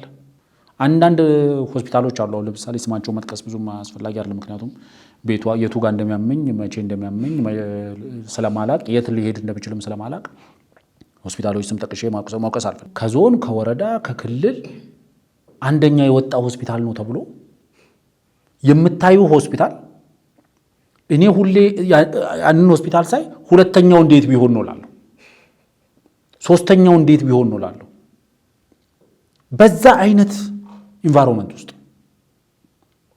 በቂ የሆነ የንጽህና መጠበቂያ ከባቢ በሌለበት ለጉንፋን ሄደሽ ሌላ በሽታ ይዘሽ የምትመጭበት በእንደዚህ አይነት ከባቢ ውስጥ እየሰሩ ህዝባቸው ላይ መጥቶ የነበረን አደጋ የቀለበሱ በዚህ በጦርነትና በግጭት በሚታመስ ሀገር ውስጥ የተቆሰለ ታጣቂንም የማከም የቆሰለ የመንግስት ወታደርንም የማከም ሚና እየተወጡ ያሉ የሕክምና ባለሙያዎች አሉ። እነዚህ ነው አላከብርም ብለን አሁን እየተቸገርን ያለ ነው። እነዚህ ነው አሁን ካድሬው እየገባ ቢደበድበው፣ እነዚህ ነው ካድሬዎቹ ካላዋረድን የሚሉት። ስለዚህ አደም ማስገዛት ይፈልጋል። እውነት ነው። ይኑሩት አይኑሩት አላቅም የሚናገሩትን አቶ ጀዋር ማለት ምሁሩን የማያከብር የተማረውን የማያከብር ሀገር ለውድቀት የተፈረደበት ሀገር ነው ይባላል። የተማረውን ምክንያቱም the only exit አሁን ከገባንበት የኢኮኖሚን በለው የፖለቲካ የፍትህን በለው የዲፕሎማሲ ውድቀት the only exit the only የመውጫ ቁልፉ የያዘው የተማረው ኃይል። ይሄን የተማረን ኃይል ኢንጌጅ ማድረግ ይፈልጋል። ይሄን የተማረ ኃይል ኢምፓወር ማድረግ ይፈልጋል። አሁን ትልቁ ችግር ምንድነው? ወንበሩ ላይ የተቀመጡትና ፍርዱን የሚሰጡትና የሚፈረድበት መካከል ሰፊ ልዩነት አለ። ስለዚህ ዋናው መሰረታዊ ነገር ለመንግስትም ፈተና ነው ብዬ ማምነው እንደዚህ አይነት እንቅስቃሴዎች በተገቢው መንገድ ማስተናገድ ከተቻለ መንግስት ጠንክሮ ይወጣበታል። ሚስ ማኔጅ ከተደረገ፣ ሚስ ኢንተርፕሬት ከተደረገ፣ ሚስ ዩዝ ከተደረገ ደግሞ ባክፋየር ያደርጋል። እሳቸውም ብሏል፣ ኳሱ በመንግስት እጅ ነው። አፍናለሁ ካለ ሌላ ጣጣ ይመጣል፣ እመልሳለሁ ካለም ደግሞ መልካም ነው ብለዋል። ለእኔ አብዛኛው ፖለቲከኛ ይሄ ችግር እንዲመለስ አይፈልግም። ይሄ ችግር ወደ ሌሎች እንዲዛመት ነው የሚፈልገው። አንድ ነገር አንስተዋል አቶ ጀዋር ካነሳ ካይቀር ሂደው ስለነሱ ሲከራከሩ ሄደው በኋላ ላይ እንደኔ እነዚህ ሐኪሞች ሀገሪቷን እንዲያድኑ ህዝባችንን ከዚህ ስርዓት ህዝባችንን ከዚህ ስርዓት ወደ መጥፎ መንገድ እየወሰደ ካለው ስርዓት እንዲያድኑ የተላኩ ናቸው የሚል ነገር አንስተዋል። ዞሮ በፖለቲካ ማጠንጠኛ ውስጥ አመጡ። የሐኪሞቻችን ጥያቄ ብዙ ብለንበታል። ስርዓት የማስወገድ ነው ወይስ ተገቢና ፍትሃዊ የሆነ የይገባኛል ጥያቄ ነው? ለምን እዚህ ጋር ይሄን ነገር ማንሳት ፈለጉ እሳቸው? ትክክለኛም የመጡበት መንገድ ይሄ ነው። ለእኔ የሐኪሞቹ ጥያቄ በምንም መንገድ ከፓዙ ሊወጣ አይችልም። ማለት አቶ ጀዋርም ጎተቱት፣ ሌሎችም አቶ ጀዋር ጎን ቆመው አብረው ጎተቱ፣ ሌሎችም የፈለጉትን ቢያደርጉት ይሄ ጥያቄ ትክክለኛ ጥያቄ ነው። ይሄ ጥያቄ የመብት ጥያቄ ነው። ሊመለስ የሚገባው በመንግስት ነው። መንግስት ላይ እነሱ ሰከንዲንግ ሮል ነው ሊኖራቸው የሚገባው። እነዚህ የሙያ ማህበራት ከፖለቲካ ነፃ ሆነው ጥያቄዎቻቸው እንዲመልሱ። ምክንያቱም እየሰጡት ያለው አገልግሎት እየሰጡ ያለው ሰርቪስ ቃል በቃል መናገር የምንችለው ለህዝባቸው ነው። የፖለቲካ ውግንናቸውን መርጠው አይደለም፣ የወጡበትን ማህበረሰብ መርጠው አይደለም። የሕክምና ባለሙያ ሰው በመሆንሽ ነው የሚያገዝሽ። አንድ መድረክ ላይ ሲነገር የሰማሁት የፕሮፌሰር አስራት ንግግር አለ። የፕሮፌሰር አስራት ሬዚደንት ዶክተሮችን ወይም ደግሞ ኢንተርኖችን ይዘው ሆስፒታል ውስጥ እየተንቀሳቀሱ አንዱ ታሞ ይጮሃል። የታመመው እየጮኸ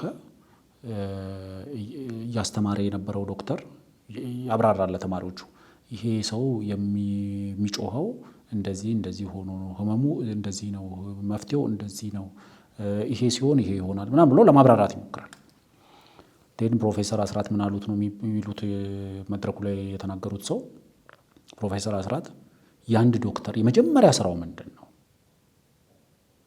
ለኢንተርኖቹ ማብራራት አይደለም። ማለት እየጮኸ የሚጮኸው እኮ እንደዚህ ሆኖ ነው እያብራራ ያለው። ፕሮፌሰር አስራት ምን ይላሉ? ለኢንተርኖቹ ማብራራት አይደለም የመጀመሪያ ተግባርህ፣ ይሄ ሰውዬን ከሚያስጮህ ህመሙ ሪሊፍ መስጠት ነው የመጀመሪያ ተግባርህ። ለልጆቹ ማስተማር የነበረበት እሱ ነው። የህክምና ባለሙያዎቻችን በእብደትም ይሁን ለሚጮኸው በህመምም ይሁን ለሚጮኸው ሪሊፍ የሚሰጡ ናቸው። ተገቢ ክብር ይገባቸዋል። ይህንን ጥያቄ ጠልፎ በኪሱ ማድረግ የሚፈልግ በሙሉ ምንም የሚፈይደው ነገር የለም እዚህ ውስጥ ነገሩን ከማወሳሰብ ውጭ። ዋናው መሰረታዊው ነገር ፖለቲከኞቻችን ችግሩ እንዲፈታ የሚፈልጉ ከሆነ ከዚህ ውስጥ እጃቸውን ያውጡ። የዶክተሮቹ ጥያቄ፣ የህክምና ባለሙያዎቹ ጥያቄ በተገቢው መንገድ እንዲመለስ ከፈለጉ አይ ችግሩን እኛ ካልፈታ ነው፣ እኛ ካላወሳሰብ ነው፣ እኛ ካላዛመት ነው የሚሉ ከሆነ ደግሞ የጤና ባለሙያዎቹ ከዚህ ራሳቸው ማራቅ አለባቸው። ጥያቄያቸውን ያቀረቡት ለመንግስት ነው፣ ለብልጽግና ፓርቲ አይደለም። አቶ ጀዋር ጸባቸው ከመንግስት ጋር ሳይሆን ከብልጽግና ፓርቲ ጋር ነው የሚፎካከሩት። ፖለቲከኛ ከሆኑ ፖለቲከኛ ካልሆኑ ነው እንግዲህ ከመንግስት ጋር ጸብ ውስጥ የሚገቡት። ምክንያቱም መንግስት እሳቸውም ሲመጡ መንግስት ነው የሚሆኑት፣ እሳቸው ሲመጡ ብልጽግና ላይ ሆኑ ይችላል፣ ሲመጡ ግን መንግስት ነው የሚሆኑት ወደ ስልጣን የሚመጡ ከሆነ። ስለዚህ ዋናው መሰረታዊ ነገር ለኔ በግልጽ ቋንቋ መነገር ያለበት እዚህ ሀገር ውስጥ በጣም ብዙ አስቸጋሪ ሁኔታዎች አሉ። በእነዚህ አስቸጋሪ ሁኔታዎች ውስጥ እየሰሩ ያሉ ዶክተሮች አሉ። ዶክተሮቻችን ተገቢውን ክብር መስጠት ያስፈልጋል። ተገቢውን ሪኮግኒሽን መስጠት ያስፈልጋል። ተገቢውን ድጋፍ ማድረግ ያስፈልጋል። ዴን በአንድ ደግሞ በህዝብ በሀገር አቀፍ ደረጃ ደግሞ የሚመለሱ ጥያቄዎችም ደግሞ መኖራቸውን መንገርም ማሳመንም ያስፈልጋል። መልካም። አቶ ጀዋር ብቻ ሳይሆኑ ለአቶ ጀዋር ጥያቄ ያቀረቡ ሰዎች አሉ። እንግዲህ ሁሉም የተለያየ ሀሳብ አንስተዋል። ተመሳሳይ የሆነውን ስለተውነው ነው። አንድ ከዚህ በፊት ግን የህክምና ባለሙያ የነበሩ አሁን ግን ሌላ ሀገር የሚኖሩ ግለሰብ ከሳቸው ዘመን ጀምሮ የነበረውን የጤና ሚኒስቴርን የበጀቱን የአከፋፈሉን ያለውን ስርዓት ነግሯቸው የገንዘብ ችግር ስላለ አይደለም ይሄ ሁሉ እየሆነ ያለው እንደዚህ አይነት ዘርፎች ላይ ተቋማት ገንዘባቸውን እያነሱ ለሌሎች ተቋማት ይሰጣሉ። ያ ነው እንጂ ችግር የፈጠረው ችግሩ ገንዘብ ባለመኖሩ አይደለም ይሄ ነገር የተፈጠረው የሚል ነገር እሳቸውም አንስተው በሀዘ የተወሰነ ነገር አቅርበውላቸው ነበረ። እንደው ከሌሎችም እንሰማለን የከሌ ተቋም በጀት ወደዚህኛው መስሪያ ቤት በጀት ተዘዋውሯል፣ ለከሌ መስሪያ ቤት ተሰጥቷል የሚል ነገር በሀሜትም በወሬም ደረጃ ከተቃዋሚዎች ጎራ የምንሰማው ነገር አለ። እንዲሁም ደግሞ አንዳንድ ጊዜ በተለምዶ መንግስት ቤት ያሉ ሰዎችም በጀቱን ከእንደዚህ ቦታ ተለያየ ቦታ ተበድረን አመጣን የሚል ነገር አለና እኚህም ግለሰብ ቀደም ብለው የነበረውን ነገር አንስተው ተቋሙ ገንዘቡን ለሌላ መስሪያ ቤት ይሰጣል የሚል ነገር አለ። እንደዚህ አይነት ነገር ግዴታ ነው? የህግ አሰራር አለ አንድ ተቋም በጀቱን አንስቶ ለሌላ ተቋም የሚሰጥበት? ምክንያቱም የራሱን ተቋም ችግር ሳይፈታ ሳይሰራበት ለምንድን ነው ለሌላ ተቋም የሚሰጠው? መሬት ላይ ካለ ምናልባት በዚሁም እንድታብራራው ነው። እዚህ ሀገር ላይ ማይካዳው ለምሳሌ ሚስ ዩዝ ኦፍ ኦር ሚስ ማኔጅ የተደረገ በጀት አለ። ሚስ ማኔጅ የሚደረግ በጀት ሊኖር ይችላል። ግን አንድ በጀት ከአንድ ተቋም ወደ ሌላ ተቋም እነሱ በሚገልጹት ደረጃ ሽፍት ያደርጋል የሚል መረጃ የለኝም እውነቱን ለመናገር። አዎ በተወሰነ ደረጃ ምጋራቸው ነገሮች አሉ። የጤና ሚኒስቴር የሚተዳደርበት ወይም ደግሞ አገልግሎት የሚሰጥበት በጀት በአብዛኛው ከዶነርስ ነው የሚነሳው መነሻው የሚያደርገው። ለምሳሌ ጠቅላይ ሚኒስትር አብይ አህመድ ወደ ስልጣን ሲመጡ ካልተሳሳትኩ አራውንድ 4% አካባቢ ሼር ነበረው ከበጀቱ ላይ የጤና ተቋማት ለጤና ጥበቃ ሚኒስቴር የሚመደበው የበጀቱ ወደ 4% አካባቢ ነው። አሁን ካልተሳሳትኩ ኦልሞስት ወደ 6% አልፏል መሰለኝ፣ ከ6 እስከ 7% አካባቢ ነው። በጀቱም መጨመሩን አስበሽም ሼሩም ደግሞ ጨምሯል። ለምሳሌ ጠቅላይ ሚኒስትር አብይ አህመድ ወደ ስልጣን ሲመጡ የኢትዮጵያ በጀት የነበረው ገንዘብ ይታወቃል። ኦልሞስት ደብል አድርጓል። አሁን እሳቸው ወደ ስልጣን ከመጡ በኋላ ጂዲፒው ደብል አድርጓል እንደሚባለው እንትኑም ደብል አድርጓል። በጀቱ ደብል ሲያደርግ በፊት 4% የነበሩት ያንኑ 4% ዛሬ ቢወስዱ ትልቅ ቁጥር ነው ከበፊቱ። ምክንያቱም የበጀቱ መጨመር ሼሩ ራሱ እንኳን ቢሆን ይጨምራል አብሮ። አሁን ግን በጀቱም ጨምሯል። በጀት ሼሩም ለጤና ጥበቃ ሚኒስቴር የሚሰጠውም ሼር ጨምሯል። የሀገሪቷን ለጤና ጥበቃው ዘርፍ የምትፈልገው ደግሞ ከበጀቱ ከሚሰጠው ሼር በብዙ እጥፍ ይበልጣል። ዴን ዶነርሶች፣ የተለያዩ ተቋማት፣ አበዳሪ ተቋማት፣ እርዳታ ሰጪ ተቋማት ሆናል እዛ ላይ ርብርብ ያደርጋሉ። ያንም ሚስ ማኔጅ የማድረግ ችግር አለ፣ ሚስ ዩዝ የማድረግ ችግር አለ። ብዙ ችግሮች አሉበት እዛ ውስጥ። ለምሳሌ ግብርናው ዘርፍ ብዙ ችግሮች አሉበት አይደል? በበጀት ይመደብለታል። ከበጀቱ ውጪ ደግሞ ከእርዳታ ከምናምን የሚሰበሰበው ገንዘብ አለ። እንዴት ደግሞ እዛው ቢሮክራሲ ውስጥ የተሰገሰጉ ሰዎች ደግሞ ሚስዩዝ ኤንድ ሚስ ማኔጅ የሚያደርጉት ደግሞ በጀት አለ እዛ ውስጥ። እንደነዚህ አይነት ችግሮች አሉ በማንኛውም ሀገር ውስጥ እንዳለው እዚህ ማግኛ ሀገር ውስጥ አለ። ዋናው መሰረታዊ ችግር ለኔ እሳቸው የተባሉት ሰው የዘረዘሯቸው ነገሮች ፋክቶች ሊሆኑ ይችላሉ፣ ቁጥሮች ሊሆኑ ይችላሉ። አሁን እንዴት እንፍታው የሚለውን ምኑ ጋር ነው የሚያመላክቱን?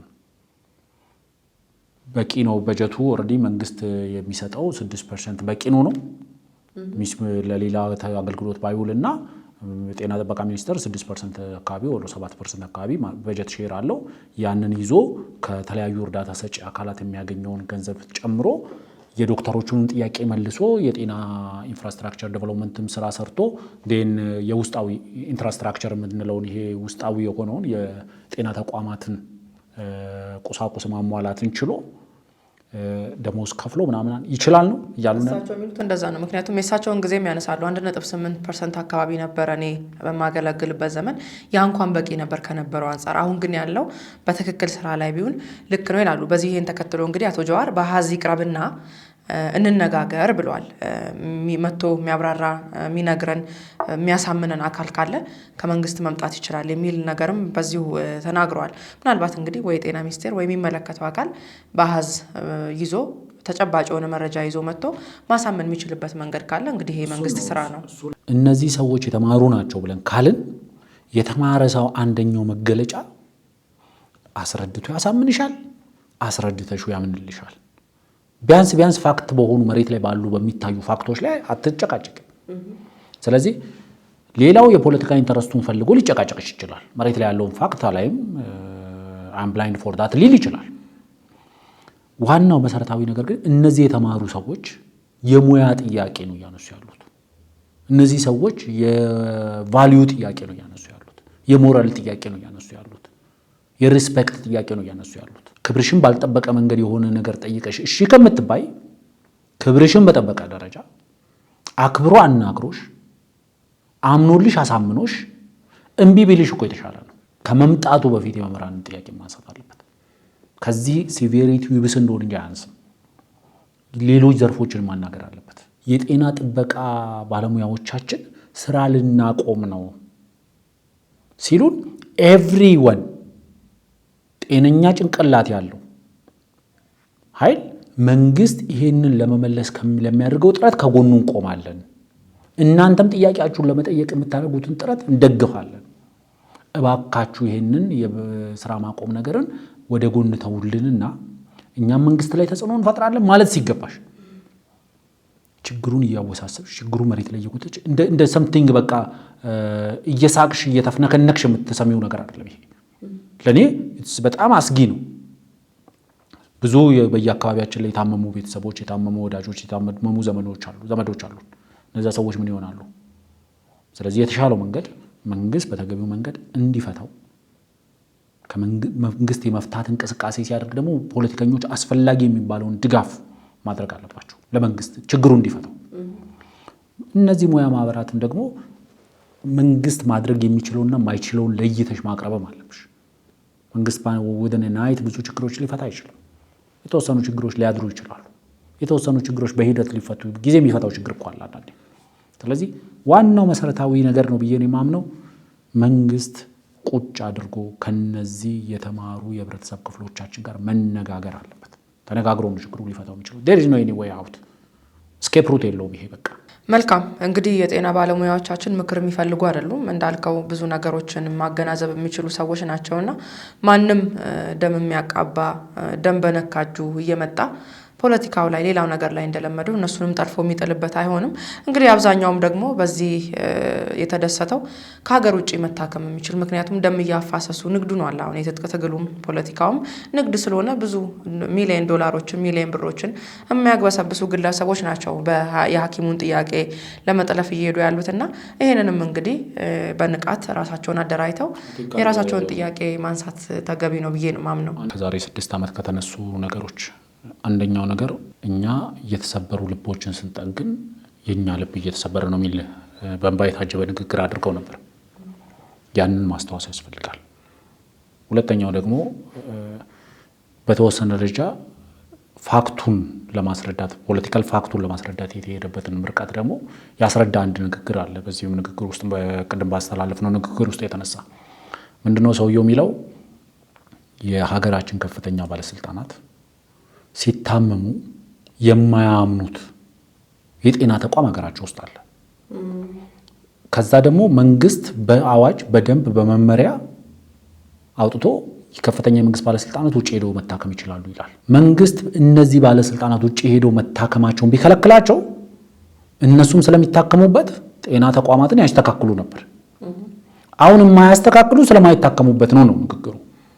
ይሄ የአፍሪካውያን ገዢ አስተሳሰብ ነው። ምክንያቱም የማይማሩበትን ትምህርት ቤት ልጆቻቸው የማይማሩበትን ትምህርት ቤት ልጆቻቸውና ቤተሰቦቻቸው ራሳቸውን ጨምሮ የማይታከሙበትን ጤና ተቋም በምን አይነት መንገድ ላይ ያስተዳድሩት እንደሚችሉ መረዳት ነው። ብዙ ጊዜ ፕሬዚዳንት ፑቲን ብለውታል ተብሎ የሚቀርብ ነገር አለ። አፍሪካ ኢዝ ግሬቭያርድ ፎር አፍሪካንስ የሚሉት አፍሪካውያን ሲመቻቸው ሲደላቸው በምቾትና በተረራ ዘመናቸው የት ነው የሚያሳልፉት? አውሮፓ፣ አሜሪካ ምናምን ሲቅምጥል ያለ ኑሮ ሲኖሩ ታገኛቸዋለች።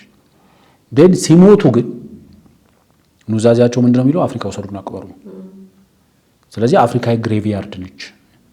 የኢትዮጵያ ባለስልጣናትም በተደጋጋሚ ጊዜ እንደ ምሳሌ የሚነሳ አለ። ለምሳሌ ካልተሳሳትኩ ስዊድኖች ይመስሉኛል በደርግ ዘመን ለደርግ ከፍተኛ አመራሮች በአውሮፓ በአሜሪካ በምናያቸው ደረጃ እስር ቤቶችን ለመገንባት የኢትዮጵያን የእስር ቤቶች ደረጃ ለማሻሻል ፕሮፖዛል ይዘው ይመጣሉ። እንገንባላችሁ ብለው የተሻለ ሞደርን የሆነ የእስረኞችን ሰብአዊ መብት የሚጠብቅ ነገር እናድርግላችሁ ብለው ይመጣሉ። ዴን የደርግ መንግስት እስር ቤቱ የሚሻሻለው ለማን ነው? ለፊውዳል አሁን ያለው እስር ቤት አያንሰውም የሚል ምላሽ ነበር የሰጠው። ዴን ደርግ ወርቆ ኢህአዴግ ሲመጣ ለፊውዳል የታሰበው ለማን ሆነ? ለደርግ። ብዙ ጊዜ ሁሌም ለራሳችን ብለን እንስራው ብንታከምበት። እነዚህ ዶክተሮች ዛሬ የሚያለቅሱብን ዶክተሮች ነገ ያከሙናል። መቼም ዱባይ ለመድረስም እኮ ጊዜ ይፈልጋል።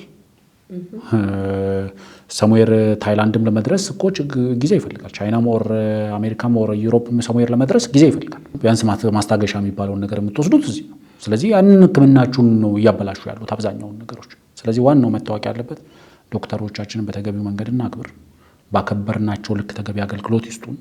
አዎ ብዙ የአገልግሎት እንትኖች አሉ። ለምሳሌ ሲአርሲ የሚባል እንትን አለ፣ በተወሰነ ደረጃ ያለ ዶክተሮች የሚሰጥ ትሬኒንግ የኮምፓሽኔት እንዲሆኑ ሪስፔክትፉል እንዲሆኑ ኬሪንግ እንዲሆኑ ተብሎ አንዳንዴ ያው ለዶክተሮች በዚህም በቅድም ባልኩትም ሚዲያ ላይ ከጠቅላይ ሚኒስትሩ ጋር በነበራቸው ቆይታ ዶክተሮቹ አስ ኢንሰልቲንግ ነው ያንን ትሬኒንግ የሚወስዱት።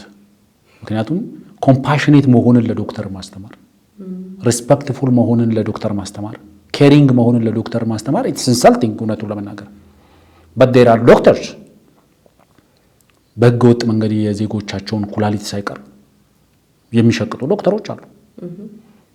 ስለዚህ ለነዚህ አይነት ዶክተሮችም ጭምር ኮምፓሽኔት እንዲሆኑ ሪስፔክትፉል እንዲሆኑ ኬሪንግ እንዲሆኑ ማስተማር ለብዙሃኑ ለመርሁ ለቃለ መሐላው ታማኝ ለሆኑ ዶክተር ኢንሰልትፉል እንደሆነ ሁሉ በእነሱ ውስጥ ላሉ ደግሞ እንክርዳድ ለሆኑ ሰዎች ደግሞ አሉ የህዝባቸውን ህልውና እየሸቀጡ ከየፋርማሲው የመንግስት እኮ የጤና ተቋማት እኮ አንደኛው ፋርማሲዎች እኮ የሚታወቁበት አንደኛው የለም በሚል መልስ እኮ ነው። መድኃኒት ሄደሽ ፋርማሲያቸው ስጠይቄ የለም፣ ከዛው ከነሱ ፋርማሲ አጠገብ የራሳቸው የግል ፋርማሲ ያላቸው እዛ ፋርማሲ ታገኛለህ ይላሉ። ውጪ ፋርማሲ የተለመደ ቃል ሆኗል። አማርኛ ማይችሉ ለምሳሌ ከኛ ገጠር የመጡ ሰዎች ወይም ሰሙዌር ከሌላ አካባቢ ሌላ ቋንቋ ተናጋሪ የሆኑ ሰዎች አዲስ አበባ መጥተው ተደጋጋሚ ከመስማታቸው የተነሳ ውጪ ነው የምታገኘው የሚለውን ቃል አንደርስታንድ አድርገውታል።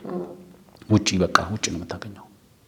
እንደዚህ አይነት በጣም ብዙ አስከፊ የሆነ ከጤና ባለሙያ የማይጠበቁ ድርጊቶች አሉ።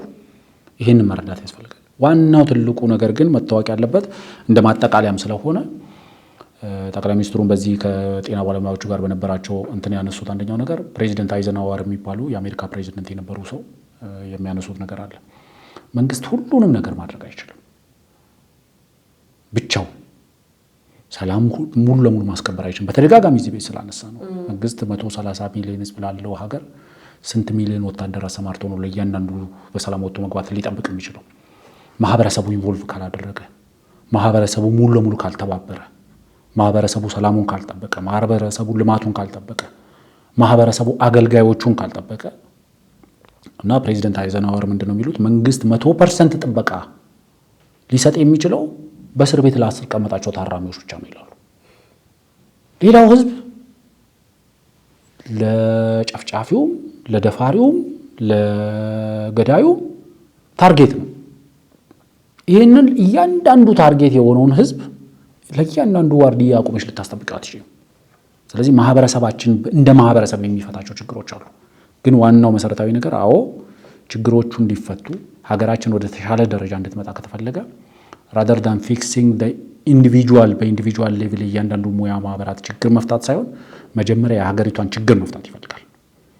አቶ ጀዋር እንዳሉት ጦርነት መቆም አለበት፣ ግጭቶች መቆም አለባቸው። የተለያዩ ፕሮጀክቶች እነዚህ አምራች የሆኑ ፕሮጀክቶች ለምሳሌ መንገድ ስትሰሪ ኢኮኖሚክ ኢንፍራስትራክቸር ነው አለ ኢኮኖሚ ኢንፍራስትራክቸር ነው። ግን በዛ መንገድ ላይ የሚሄድ ምርት ከሌለ ለማኪያቶ ለመጠጣት የሚነሸነሽ ሰው የሚመላለስበት መንገድ ከሆነ ግን ጥቅም የለውም። ለምሳሌ የሆነ ቦታ ስንዴ አምራች ሊሆን ይችላል፣ ከዛ ወደ ገበያ የሚመጣበት መንገድ ላይኖር ይችላል። እዚህ አዲስ አበባ ውስጥ በጣም ሌክዠሪ የሆነ ፋንሲ የሆነ መንገድ ሰርተሽ ሊሆን ይችላል። ግን እዚህ መንገድ ላይ የሚመላለሰው በአብዛኛው ወጣ ብለን ብንጠይቀው ማኪያቶ ለመጠጣት ምሳ ለመብላት ወደ የሬስቶራንቶቹ ይሄድ። እዛ ስንዴ የሚመጣበትን መንገድ ብትሰሪው ኢኮኖሚክ ሬሌቫንሱ ትልቅ ይሆናል። ስለዚህ ብዙ ነገሮች ማስተካከል ያስፈልጋል። ጦርነቶች መቆም አለባቸው። አምራች የሆኑ ኢንዱስትሪዎች ኢንትሮዲውስ መደረግ አለባቸው። የስራ እድሎች መፈጠር አለባቸው።